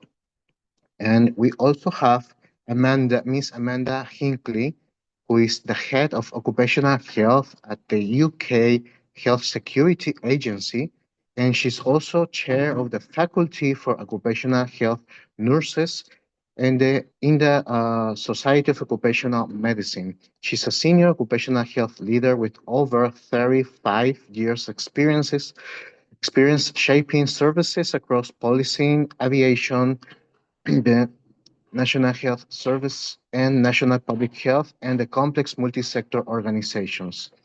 So welcome Miss Amanda and Miss Janet and Miss Penny Orton. We invite Miss Janet and Amanda for the kicking off this roundtable session.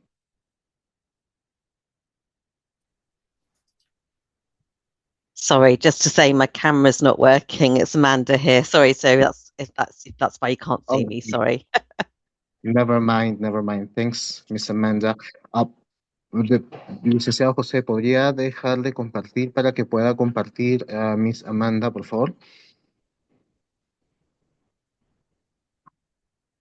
Just going to share the slides. I won't be a second, just not that familiar with, here we go.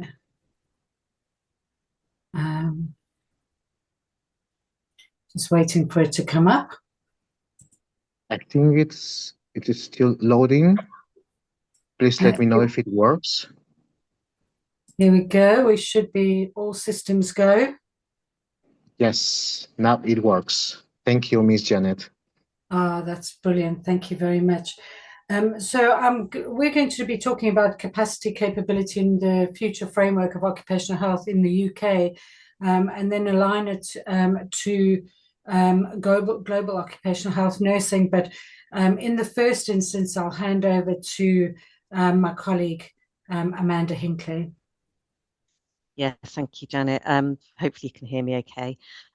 Firstly, thank you to all of you for inviting us to join this really useful evening, which we found really valuable, and appreciate it's evening, morning, and lunchtime across the different time sectors.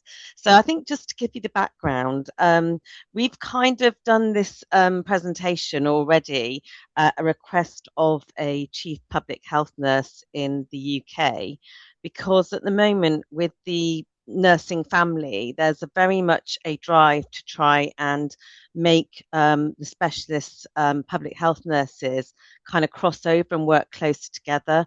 In particular, in the UK at the moment, the whole essence of primary care in the community has changed to focus more on prevention, with obviously the demands and the increases in use of hospitals and GPs. It's seen as the only way to kind of obviously support a future framework focusing on prevention of illness and prevention of incidents and disease, rather than obviously just a reactive one. So this is kind of where our presentation was coming from. And yes, as we've already listened to tonight, across the global world, it's a changing time for nurses in occupational health. I think in the old days in UK, an occupational health nurse's role was very much in a factory or in a manufacturing sort of role of some sort, and that basically was very much seen as first aid and emergency treatment. And we've come a long way since then. Obviously, we have very much a joint workforce working together rather than two doctors, working with our what we called our allied health professionals, which is basically people like physiotherapists, occupational therapists, psychologists.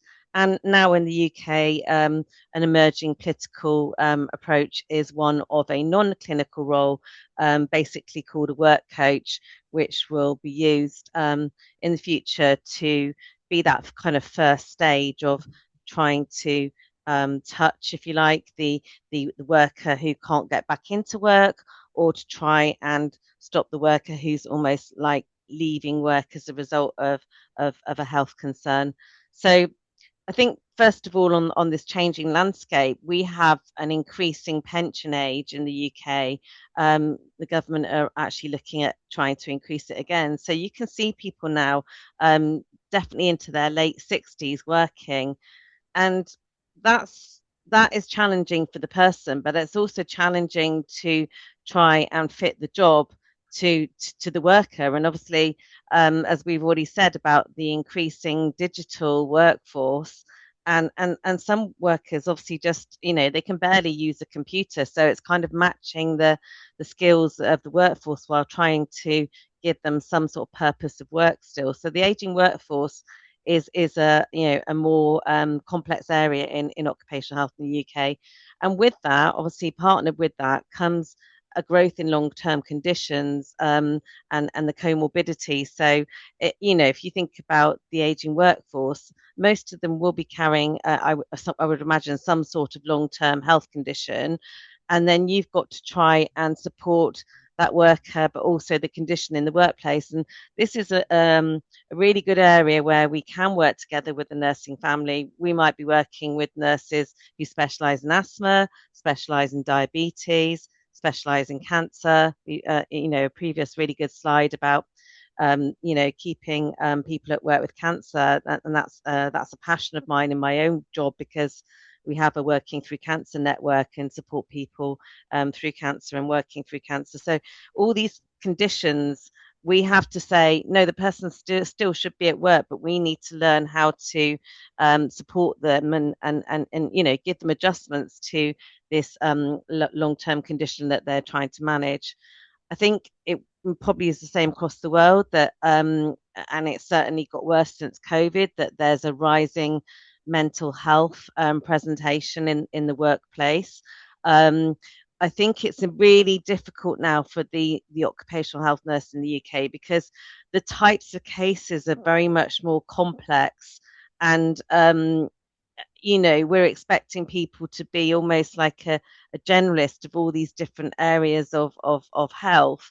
But some of the mental health presentation is quite complex and quite specialist, and certainly my own organisation, does sometimes involve safeguarding issues, even about safety and psychological safety as well. So that rising mental health in itself is actually now making us think, what does the future of the occupational health nurse role look like?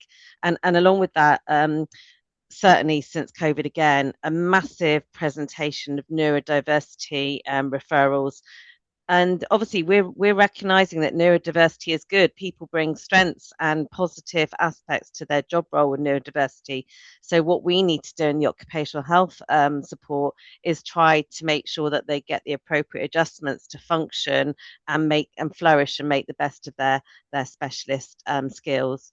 And as the Equality Act in our country says, so that they shouldn't be disadvantaged against someone who is, neurotypical. So the cognitive load increase is a double thing, really. Is a cognitive load increase going obviously on in most people's jobs. People are being stretched much further in their job descriptions. They might look like a job description and recruit for the post, and then when they actually get into the job, there's quite a diverse, varied area that they're covering, and obviously have to quickly speed up to some sort of level of performance in that role. But also the occupational health nurses' cognitive load has increased.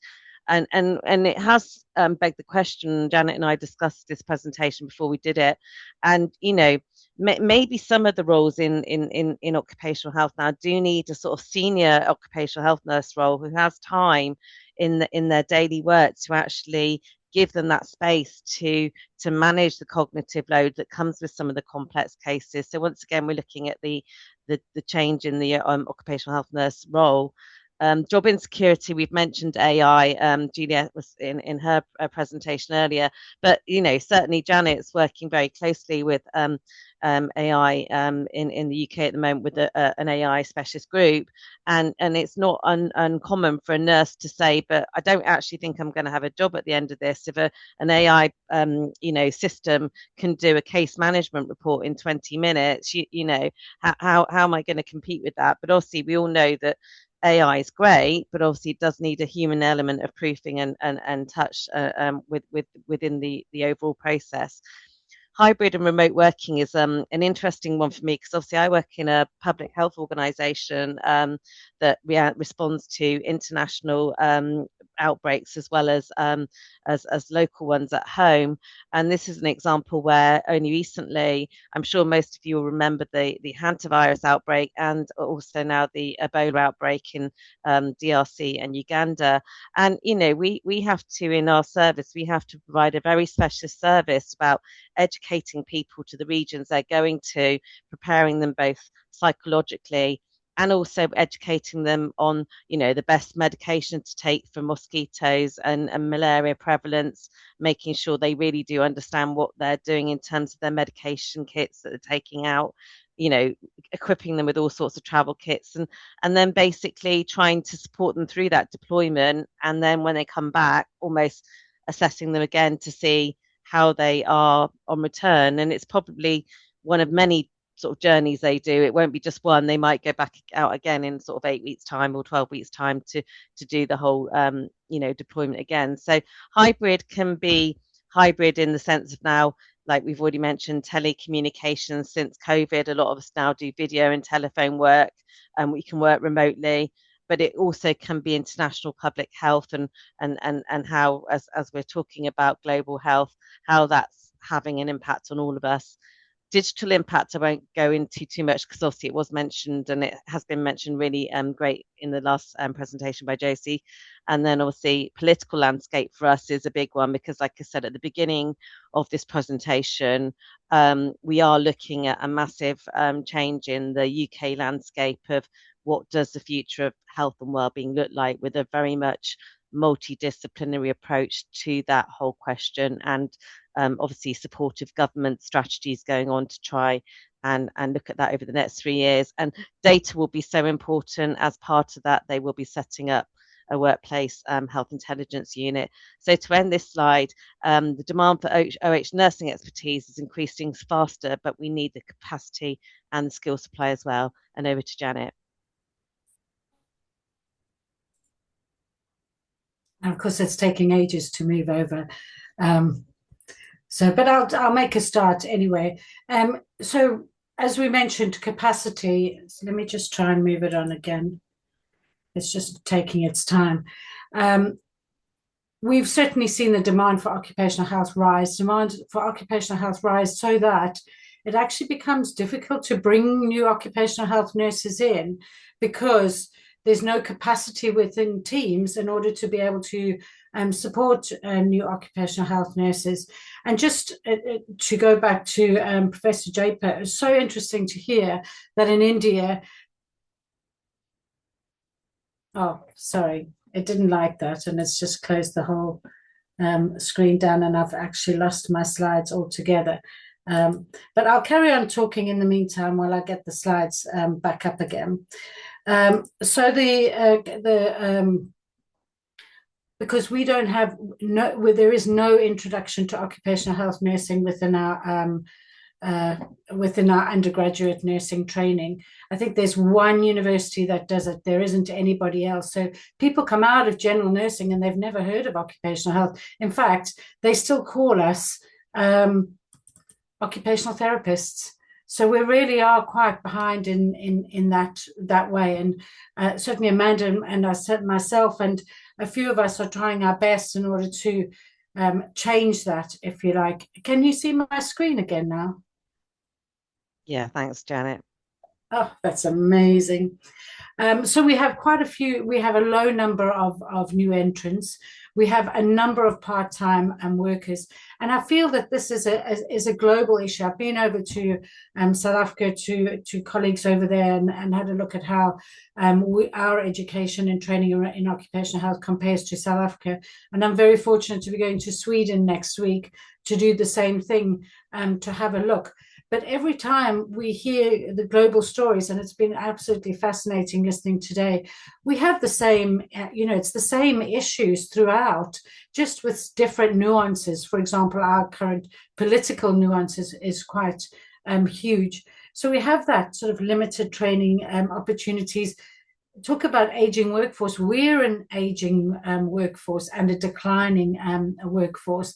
Our number of educational establishments reduced quite significantly about 5 years ago, although we are seeing a slight increase now and a change in the type of education as well, not sticking to regulated training, but doing wider sort of courses as well.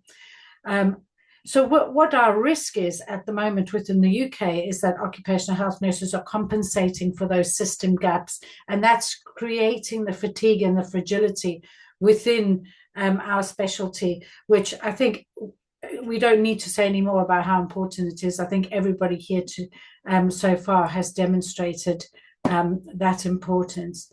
So let me just see if the slide will actually move over again this time. Looks like it's not doing it. I blame Zoom, if I have to be honest. Just smooth then, Janet. Yeah, it's on there now. No, I think this is the same slide. I should be on capability now, so it's just not moving on. Oh, there we go. Wonderful. So we need that knowledge, skill, autonomy, confidence, and influence. We need to be able to build that clinical credibility and accountability. And that professional trust. So it was really lovely to hear earlier about how important a trust is, and not just trust from the employees or the workers for us, but it's the trust of the employers as well, and professionally the wider sort of societal trust in occupational health.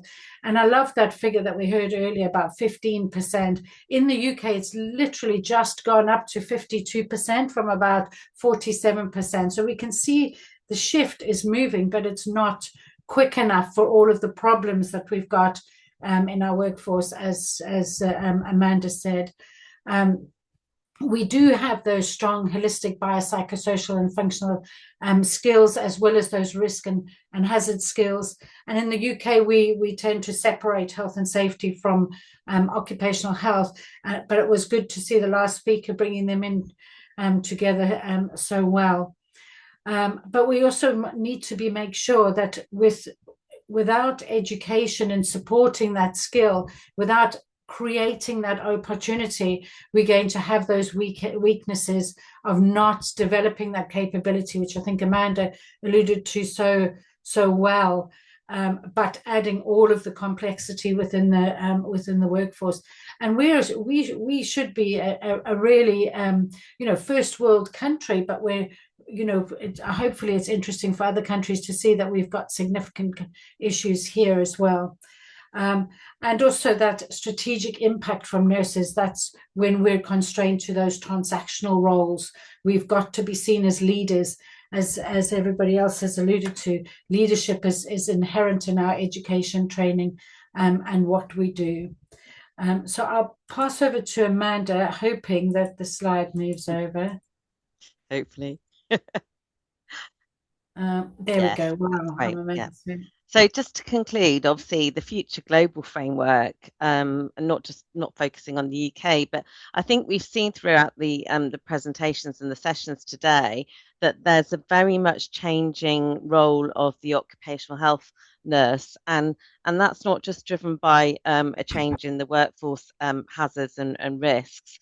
Certainly, as Janet's mentioned in the previous slide, we are being called to be more strategic. We're supposed to be there looking at health population management and weaving ourselves into that and influencing alongside that. And certainly a good example of that would be recently in the UK. We've got something called reporting of injuries and diseases occurrences regulation in health and safety. And this has been very much a doctor's role to report to the health and safety executive on any diseases and illnesses that are on that guidance, and almost like diagnose and report. And now the health and safety executive is saying, well, we might change the OH role and we might bring the OH nurse in to start doing that instead. And so Janet, myself and a few other senior nurses got together and said, we there is an individual consultation going on to the end of June, and we need to encourage people to do that. But we also need to make sure there is a unified nursing voice to this. So we did do a survey. Janet kindly got the summary of it together. We sent it in as a strategic nursing concern about how the skills wouldn't be there. Some nurses wouldn't even attempt to train themselves. Where would be the governance around the new nurse competencies? And competency is a key thing in the OH nursing world, because you can qualify and get a nursing role, but we all work in different workplaces. Who's overseeing our competency? And that's something that the Faculty of Occupational Health Nursing is trying to do at the moment with accreditation. But the thing is, strategically, we have to stand up and say, on behalf of nurses, we really need you to take note of this consultation, answer to it, and actually help us shape, the future role. And like I said earlier, prevention, it's really important that we've mentioned health promotion, we've mentioned health and well-being, but we do need to, in the workplace, stop things at a very much earlier stage so that we reduce the amount of work that actually then gets given to occupational health professionals, not just nurses, to actually perform on a day-to-day, because we've actually, if you like, we've addressed the cause in the first place. And that's very much part of, everyday occupational health and safety.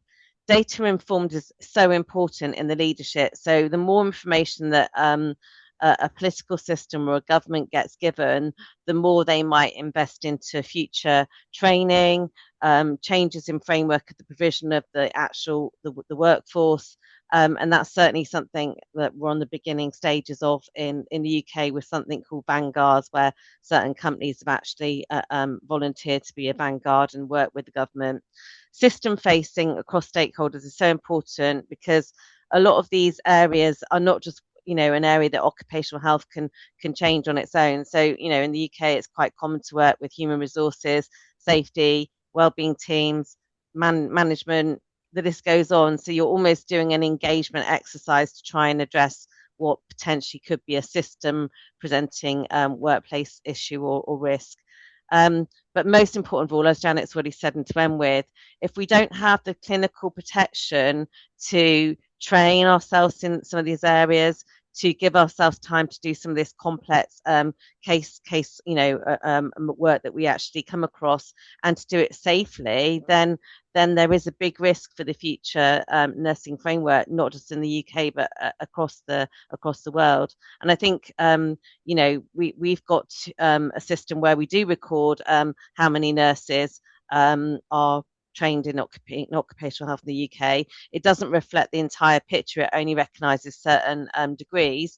But obviously, we don't know how many nurses we've got across the system. We only know the ones where they've got a certain degree that's recognised by the Nursing Midwifery Council. So data in terms of workforce is just as important as data in terms of what feeds into the future leadership actions.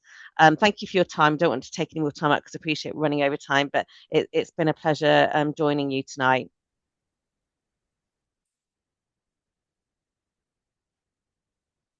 Thank you, Ms. Amanda. Thank you, Ms. Janet, for sharing this very important future global framework and the future vision for occupational health nurses based on the capacity, going deep to check the capacity and the capability for occupational health nurses.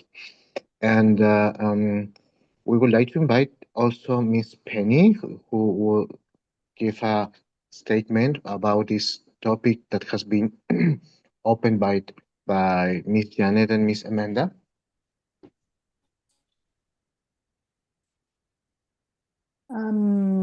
Hi, and thank you very much, Norval. I didn't realize, so I actually haven't had anything prepared. I didn't realize that I had to say something. But thank you very much, Janet and Amanda, for, I think sort of bringing together a lot of what we've heard about this evening. And I think reflecting that this is, international concerns. I think we're all facing exactly the same challenges. I had to smile about the occupational therapy in South Africa that is commonly we're thought of as occupational therapists, and I know I'm always being then asked occupational therapy type questions and have to explain that I work with workers and in workplaces and generally well people. But yeah, and I think, all of us across the world really need to think about how we bring young nurses, professional nurses, into the discipline of occupational health, we've spent many years trying to encourage them, but we've also spent many years trying to really reinforce to management our role and the role that we are perfectly qualified and capable of offering, and moving beyond that Band-Aid and Panado nurse. And I think we've made great strides in it, and there's lots and lots to be done. And I think in the era of AI and the whole digital transformation of the workplace, we really do need to start moving away from the old traditional health risks that were more common in my sort of generation of practice. And I think there was something else that I suddenly thought of while I was talking, and now it's gone.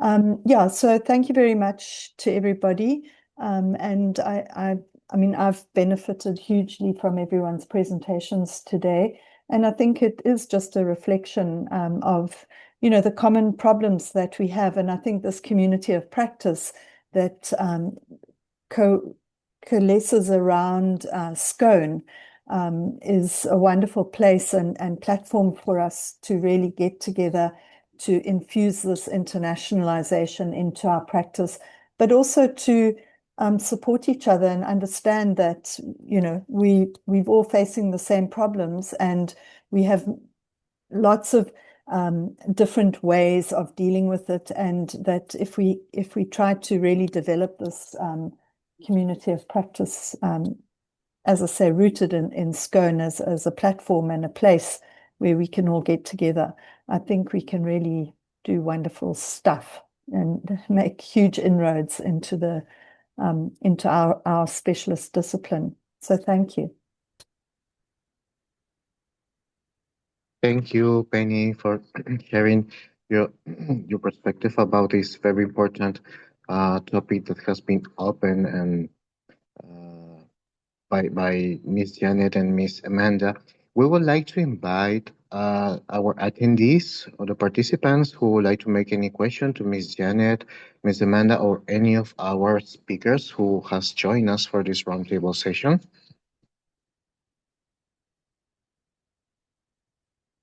We also have Miss Angie, Miss Juliet with us.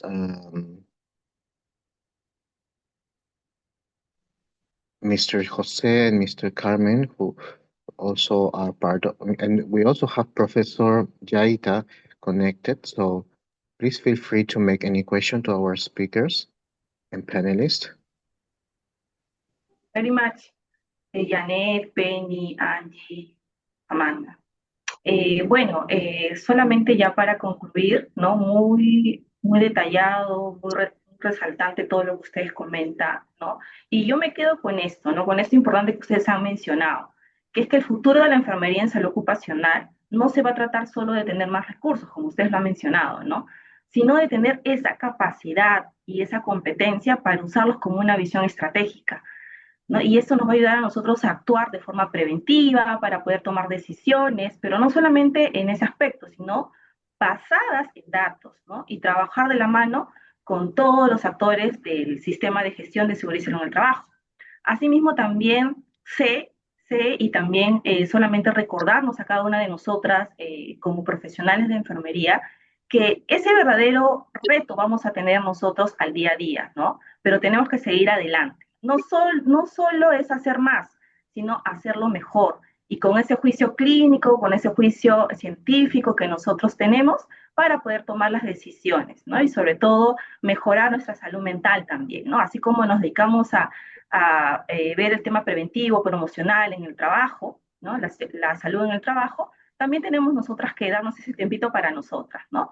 Eso sería todo, doctor Novi, muchas gracias. Thank you, Miss Carmen.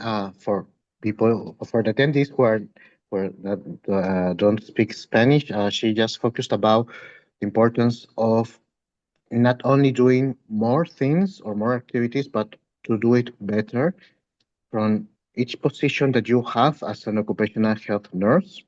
And she thanked all the participants, the speakers, for delivering such great presentations and sharing the experiences, focusing on health promotion, the occupational health and safety systems, and also for she recommend to take care about mental health for occupational health nurses.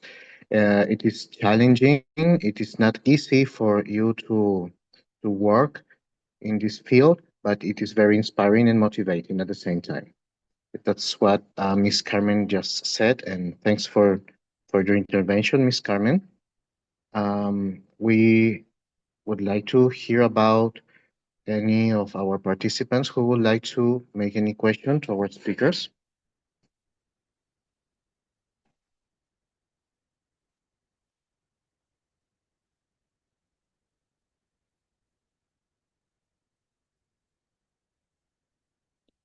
I would like to make a question for any of our speakers or panelists.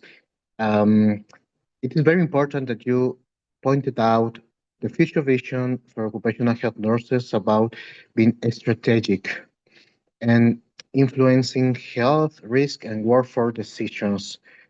Which recommendations could you give to the new generations of nurses, or maybe new generations of occupational health nurses who think that there are some barriers when they want to be uh, close to the management area, when they want to be part of the strategy of the companies. But they found difficulties, they found some barriers uh, to get there. Dr. Novell, Please, can I? Miss Angie. Thank you so much. Just as a word of comfort and guidance, if I look back at the beginning of my career when I first started in Arc Health, I was very much a novice, and I still, in many aspects, feel that I'm a novice in those aspects. So one of the things that helped was your additional skills that one of our earlier speakers spoke about. Sorry, I'm just trying to think of the name now, where we need to learn about not just general management, but to speak the language of business. I don't think in our curriculums we give enough emphasis on that. I think that, for instance, the clarifying our roles, just looking at the different speakers, there is a similarity across most of the presentations today. However, because of the needs in every different country, there's some expanded roles that are happening in some countries, like Janet and Amanda in the UK versus what might be happening in Peru and Brazil. So one of the solutions there was, and it was a discussion we had with SCITA, which is the Scientific Committee of Occupational Training and Education, was to have a core curriculum so that all the safety, the hygienists, the occupational doctors, the occupational nurses have, say, a 6-month core curriculum where we get to learn some of those basic skills, and then obviously after that go into your different specialities. It's still very much a discussion around the table.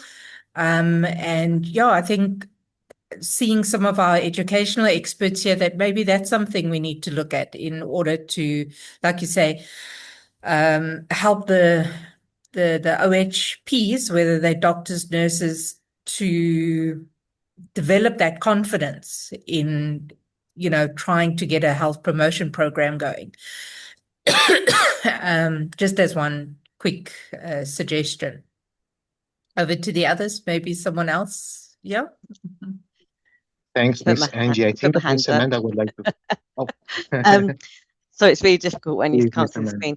screen. I've had leadership training over the years, and I've done my master's in science and occupational health a long time ago, back in '95. But I think all of that formal training is great. But I think the thing that really translates for leaders and strategic is, and I say this to nurses in my own team, is like, if you, like we said about the language, quite early on in my career, I know a chief executive officer would say to me, but so what? But so what? And it's almost like keep repeating it. So are you talking the language that tells them a story and tells them, so we give them data, we say, oh, there's been that many back problems in the workforce, and obviously people have been off with stress, but obviously we're not giving them the so what bit. What does that mean to the chief executive? Well, you can't you can't manage your production as well. You can't actually attract other people to join the workforce, because you've got to be seen as a good employer that actually does promote health and well-being. So I think the so what is so important in the barrier of overcoming conversations with leaders. And the other thing I would say, from my own personal example of obviously of leadership, is try to, we have an accreditation for services system in the UK called ICOH, and it's done against standards. And obviously, we've just recently got ours again after 5 years, and basically try to shout out about your successes, telling our own organisation, about this accreditation we've got, and it's a national accreditation, and how it's showing that the service and the people who are working in it is quality, has made quite an impact on quite a lot of people in the workforce. They've responded to that blog and said, oh, it's a great occupational health service, and we're so lucky to have such a specialist service. So it's kind of, I don't think in the occupational health we're very good at shouting our successes. And I'll hand over to Janet. Thanks, Miss Amanda. Anybody else from the speakers or panelists who would like to participate? Oh, Miss Janet, please go ahead, and then Miss Juliet. Thank you. Thank you. I suppose it was just jumping on what Amanda said about the so what, and I think that it's marrying up the so what with what is the pain point for that organization. So it might be recruitment, it might be insurance costs and reducing insurance costs, it might be workers' compensation, or it might be it's knowing what's important to them, what are the pain points for them, what are they finding difficult. And if you can find that out, and it doesn't always mean getting it directly from the top, but if you start speaking their language and understanding what's important to them, and then phrasing what you're doing to them, then that can actually make a difference in that they start to listen. And once they start to listen, then that can make a really big difference, I think, to getting our voice heard. But as you say, it's not always easy, and often there are obstacles in the way, but it's a great achievement once you get past those obstacles. Nothing worth having is worth having easily. Thanks, Miss Janet. Please, Miss Juliet, would you like to participate? Yes, thank you. I'd like to add on what the previous speakers had said, in the sense of you need to speak the language. But when you do speak the language, it needs to come with confidence. It needs to come with conviction. And you can only talk the language with confidence and convictions if your teaching and your education was sort of like problem-based, and you would look at different scenarios, you would grapple with those scenarios, and from there you learn, because every scenario presented to you is going to be different. Management styles are very different, and so your approach has to be different. Hence, I think a lifelong learning sort of approach and problem-based learning, but those simulations and those sort of like group discussions when we educate in class and prepare our health nurses for their future roles. With us at the institution, what we do is we call it occupational health nursing for role taking. And so the nurses need to go into practice, and then they need to take on some of those skills and competence, and show that they are confident and show that they are skilled in those difficult scenarios, those challenging things. And so, yeah, I think our curriculum also needs to align with that leadership. And we need to include, not everyone is a great leader, but they can learn styles that would sort of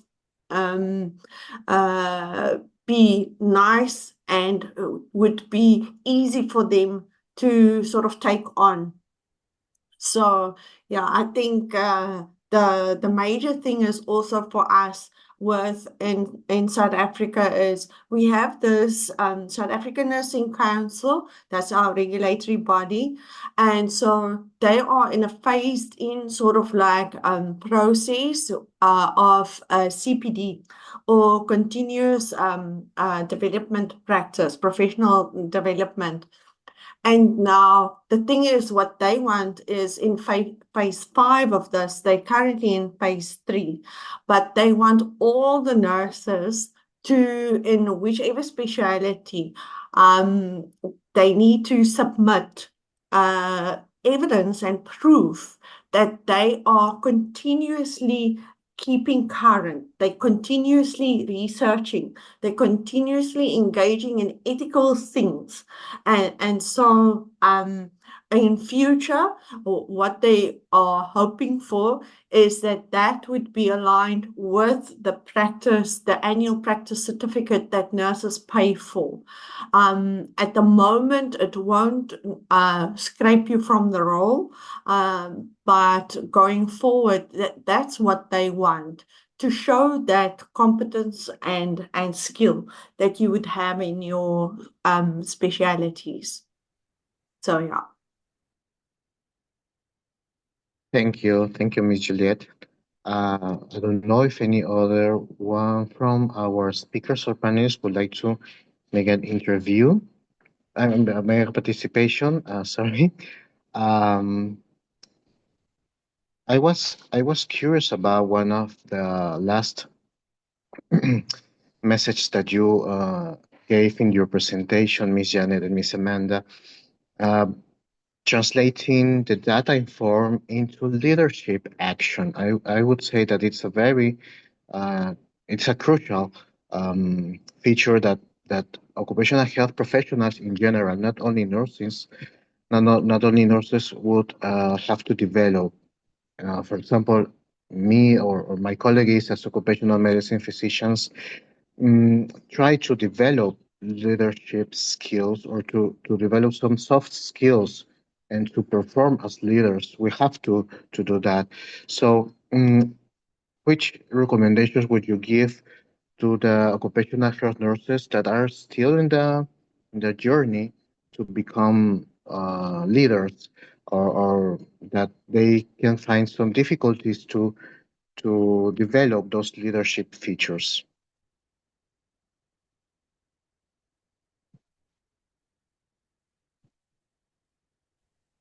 I don't mind going first.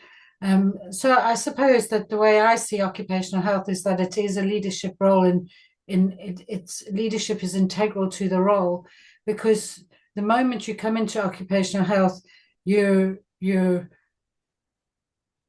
educating the workforce, you're investigating, you're reviewing, you're already taking on some leadership skills the moment that you step into occupational health, even as a novice, as Angie was saying, and and you develop that over time. And I suppose it's recognizing that from the get-go, it's recognizing that actually this is a leadership role, and that it needs to be developed, which I think sometimes people, when they're junior in a role, don't realize. But certainly our education incorporates leadership. But for us in the UK, they don't, nurses don't automatically go into higher education for their occupational health qualification. They might have worked in the field for a couple of years before they, or, sometimes up to 4 years or so, and sometimes more before they go in. But I think you're right. It's getting people to understand right from the get-go that this is actually a leadership role, because you may very well be advising management, whether that's the line management, whether it's HR, whether it's health and safety, whether it's you're working with the unions and most definitely working with the workers with education. So I suppose that's my take on it. And it's up to us as supervisors and mentors of that workforce to embed that sort of thinking. Thanks, Miss Janet. I totally agree about the mentorship.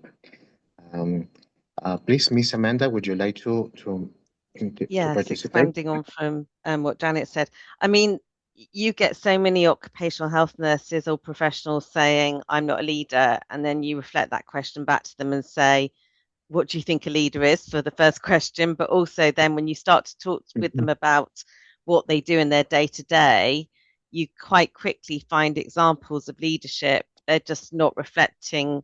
They don't understand they're doing the leadership. You know, they might be doing something with a colleague and they're more experienced than the colleague. So they're almost like doing a peer supervision. That's being a leader. You're leading by example. So it's almost quickly, once again, breaking down the language and saying, obviously, what leadership is may not be what you're thinking, as it's not always the head of the department or the person who's talking to senior management. It's in the practices of the everyday. Thanks, Miss Amanda. Oh, Miss Diane is also with us. Please, would you like to to participate, Miss Diane? Sorry. No problem. Thank you very much. Just a thought, sitting quietly listening. And I wonder whether some of the challenges, particularly in terms of the leadership, and I wonder whether some of the challenge lies in that a lot of occupational health nurses who are working day-to-day in occupational health, are these nurses qualified with a postgraduate qualification in occupational health, undertaking those occupational health roles? So what I'm saying is, have we got nurses working in occupational health who don't actually have an occupational health qualification to be able to practice within? I find from my own experience, both in two different countries, the nurses who showed leadership, happy to sell occupational health services, had various postgraduate qualifications in occupational health.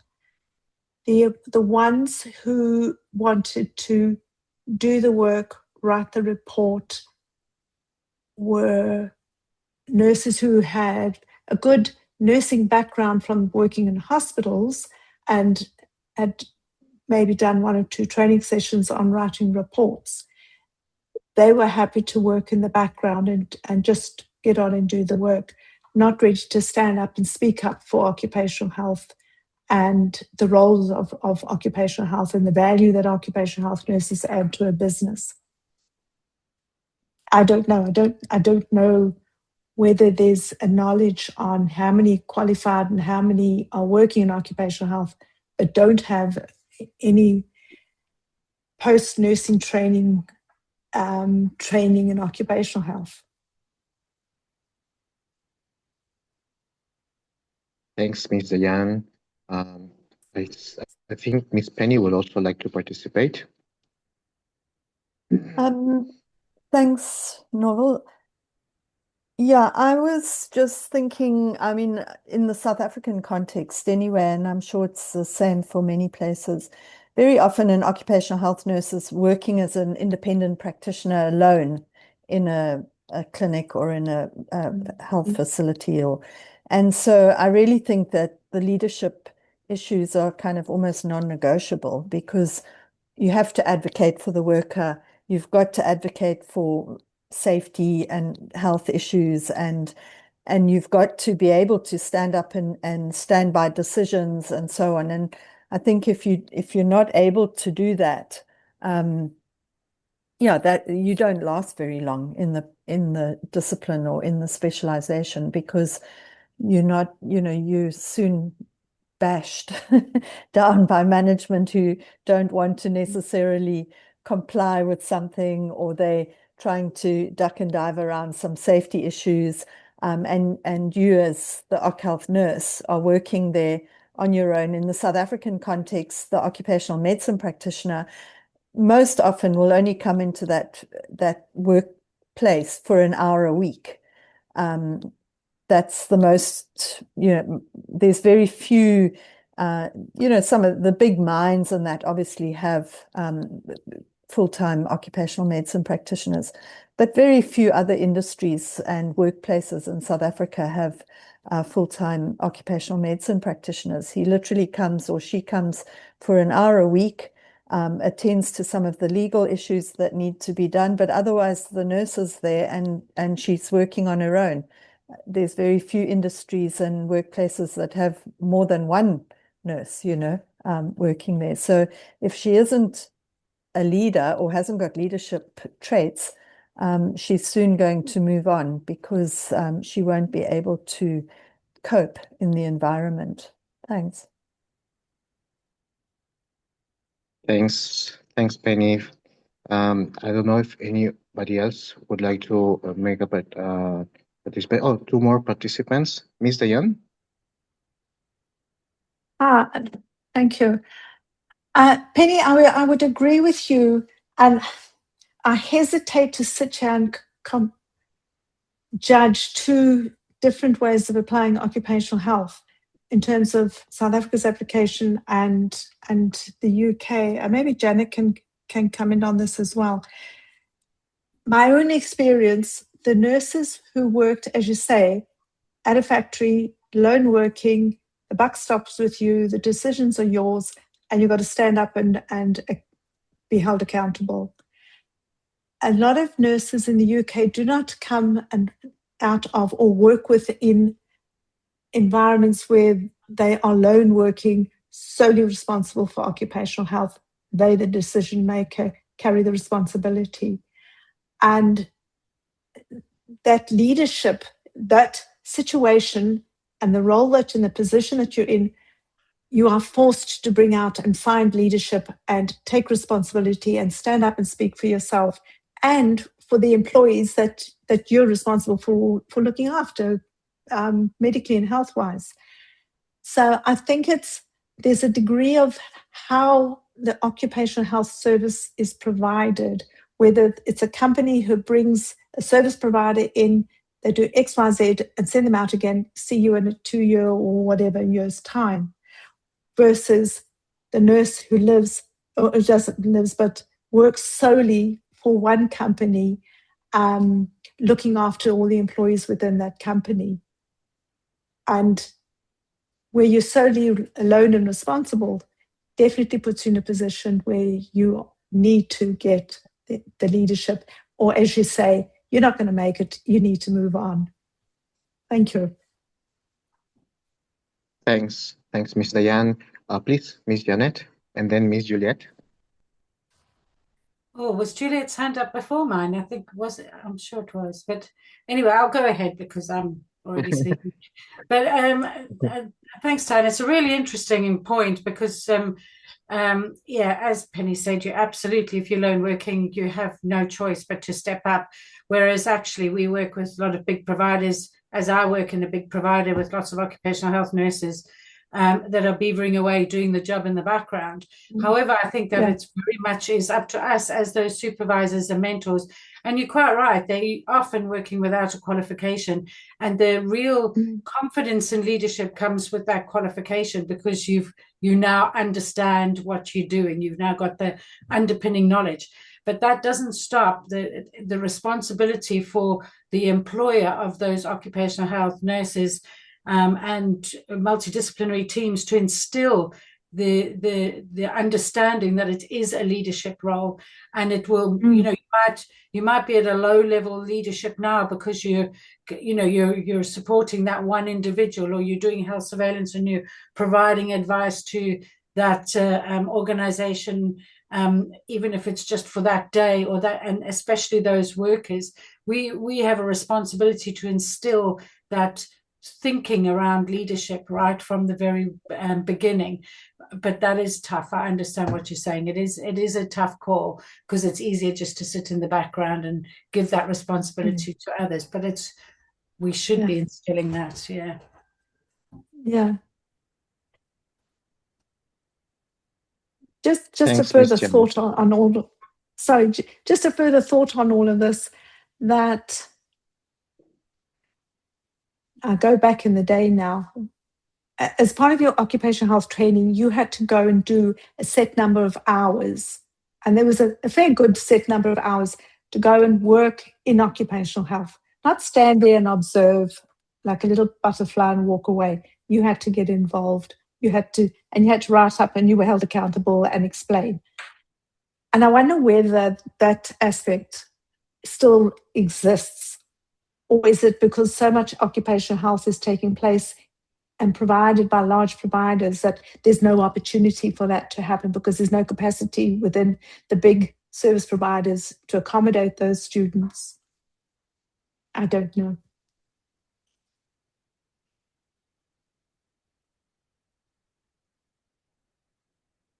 Oh, Um, Dr. Noble, I'd just like to add on Diane's very nice thought about how many nurses are really qualified that's doing the work.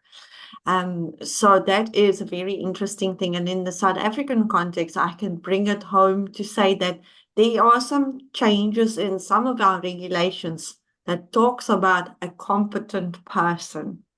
And that competent person, they then would go further to say that they would have a qualification for this. And so the understanding, the skill, and as Diane had rightly mentioned, the hours, those work hours, the clinical hours is of paramount importance because the theory component, when you weigh the two between theory and practice, the practice is always the heavier component. So it would have a ratio of 60-40. And so, yeah, I just wanted to add on that, but very interesting thought, Diane. great. Thanks, Miss Juliet. I think Miss Angie would like to talk. Thank you, colleagues. I wanted to say I actually agree with the reflection that's been happening, and I think it's important that we also see what's happening in Peru and Brazil. How are you guys handling this? The nurse that is not showing her leadership competencies. It is a difficult one because we're not born leaders. It's something you develop. And if I look, that's why I use myself as an example. I was a very quiet nurse when I first joined nursing, basic undergrad. It was only after my postgrad qualification that I suddenly found a voice, and there was all those other additional, like you say, Juliet had the idea of the CBD side of it. Go on communication workshops, go on and learn all these other skills that might not be coming naturally. So yeah, any of our colleagues from South America? Yeah. We still have Miss Carmen and Mr. Jose. I will help them with the Yes. translation. Miss Carmen, Mr. Jose, Miss Angie is curious about Yeah. how nurses in Peru or South America are currently realizing that they don't have, that they need to work on leadership skills and how they are managing here in Peru or other countries in South America. Because probably not necessarily the occupational health nurses that are well trained in leadership skills are currently working as occupational health nurses. Miss Carmen, Mr. José, ¿cómo se está trabajando en las habilidades de liderazgo en las enfermeras ocupacionales en Perú? Y cómo pueden darse cuenta si es que una enfermera ocupacional o enfermero ocupacional carece aún o no tiene muy desarrolladas esas habilidades, o cómo lo están trabajando para poder realmente ser líderes.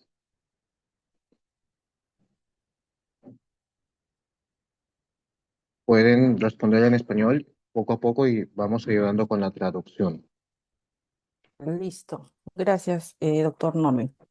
Sí, en relación, aquí en Perú existen colegios que son como que grupo de enfermeras y ahí existe un comité de salud ocupacional. Entonces, este comité se ha implementado porque antes no existía, ¿no? Y aquí lo que nosotros venimos trabajando es para hacer empoderamiento y hacer más visible el tema de la enfermera en salud ocupacional, So ¿no? there are some professional college, nursing, professional college.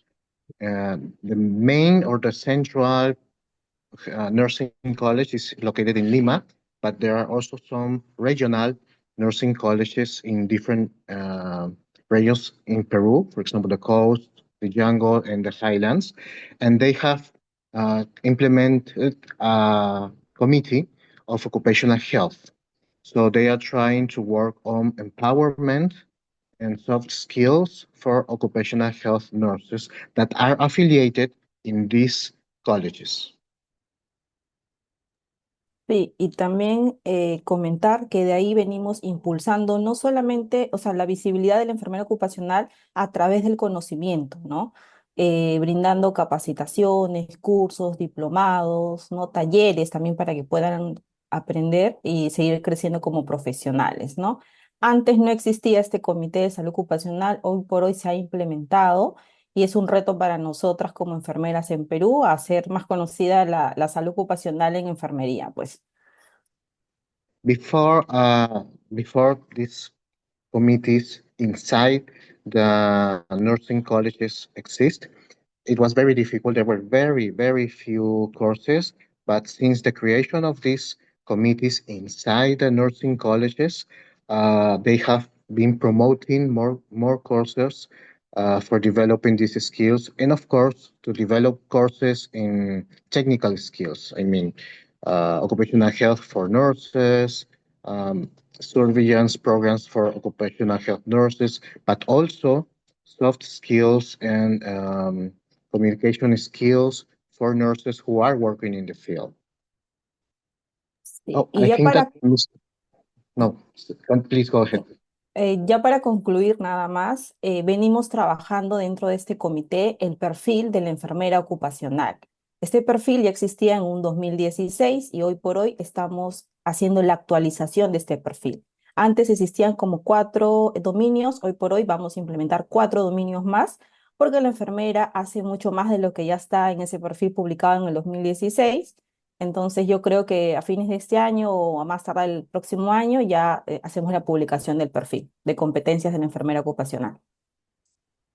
Gracias. Since 2016, these colleges, Lima, the capital city, and other cities from Peru are currently working on the curricula and the profile for the occupational health nurse. So they have been developing this document with 4 domains that an occupational health nurse must or should be trained for, but they are adding one more domain, one more feature that they need to work on. So it will be 5 domains that the occupational health nurse should be working and should be trained in to develop as an OSH professional. Thank you, Ms. Carmen. I think that Mr. Fernando, who is occupational health from Brazil, would like to participate. Please, Mr. Fernando, go ahead. Oh, hello. Thank you very much for the opportunity. I just have a brief comment about the leadership. So here in UERJ, State University of Rio de Janeiro, we have been the very first residence program in Brazil, which means in accordance of the residency modality. So this is great. And since there, we have been there. This is a 2 years of residence, specialized of nursing occupational. Okay, so we work inside the hospital, and also we work in a specialized office in the university. So looking for risks, behaviors, many things that is specialized in nurses for occupational needs to know the special lens for that. And with regard of our second year in the residence, almost of the time we work together with leadership, how to make decision based on evidence, so that the nursing residence is prepared for the workplace. And with the high load of knowledge based on leadership and make decision. Just a brief comment. Thank you for the space. I was very, very proud of this meeting. My first time to participate with that. I have received a link from my colleague, Professor Christiane Galash. So she invited me to participate. I think she already had left the meeting because she was have to fix something in the university, but I put myself to bring this experience from the base. Thank you very much. My pleasure to be here. Thank you. Muito obrigado, Mr. Fernando. Thank you so much. And we really appreciate the participation from colleagues from Brazil, as you and Ms. Christian. Well, and hope you can join us in future activities, of course. Okay, thank you. You're welcome. I don't know if anybody else would like to give any final statement or comment. We take this opportunity to express our gratitude to all our speakers and panelists, Ms. Angie Butkovic, Ms. Juliette Maritz, Ms. Diane Smith, Ms. Christiane Galash, Professor Jaita Mondal, Mr. Jose Reyes, Ms. Janet O'Neill, Ms. Amanda Hinckley, Ms. Penny Orton, and of course, Ms. Carmen Bernaola and Maria Luisa Tupia from Peru. And well, thanks to all the participants for making this webinar possible and your very active participation. We will share the recording of this webinar in our YouTube channel. You can find us as ICOH Peru in YouTube, and you will find this recording. Thank you so much, Dr. Novell and team. Awesome. Thank you. That was Thank Thank you, you. Norval. Thank you for organizing it. Thank you Thank you very very much. much. Thank Thank you you. very much. Thank you, and Bye-bye. see you in the next opportunity. Bye. Bye. Bye.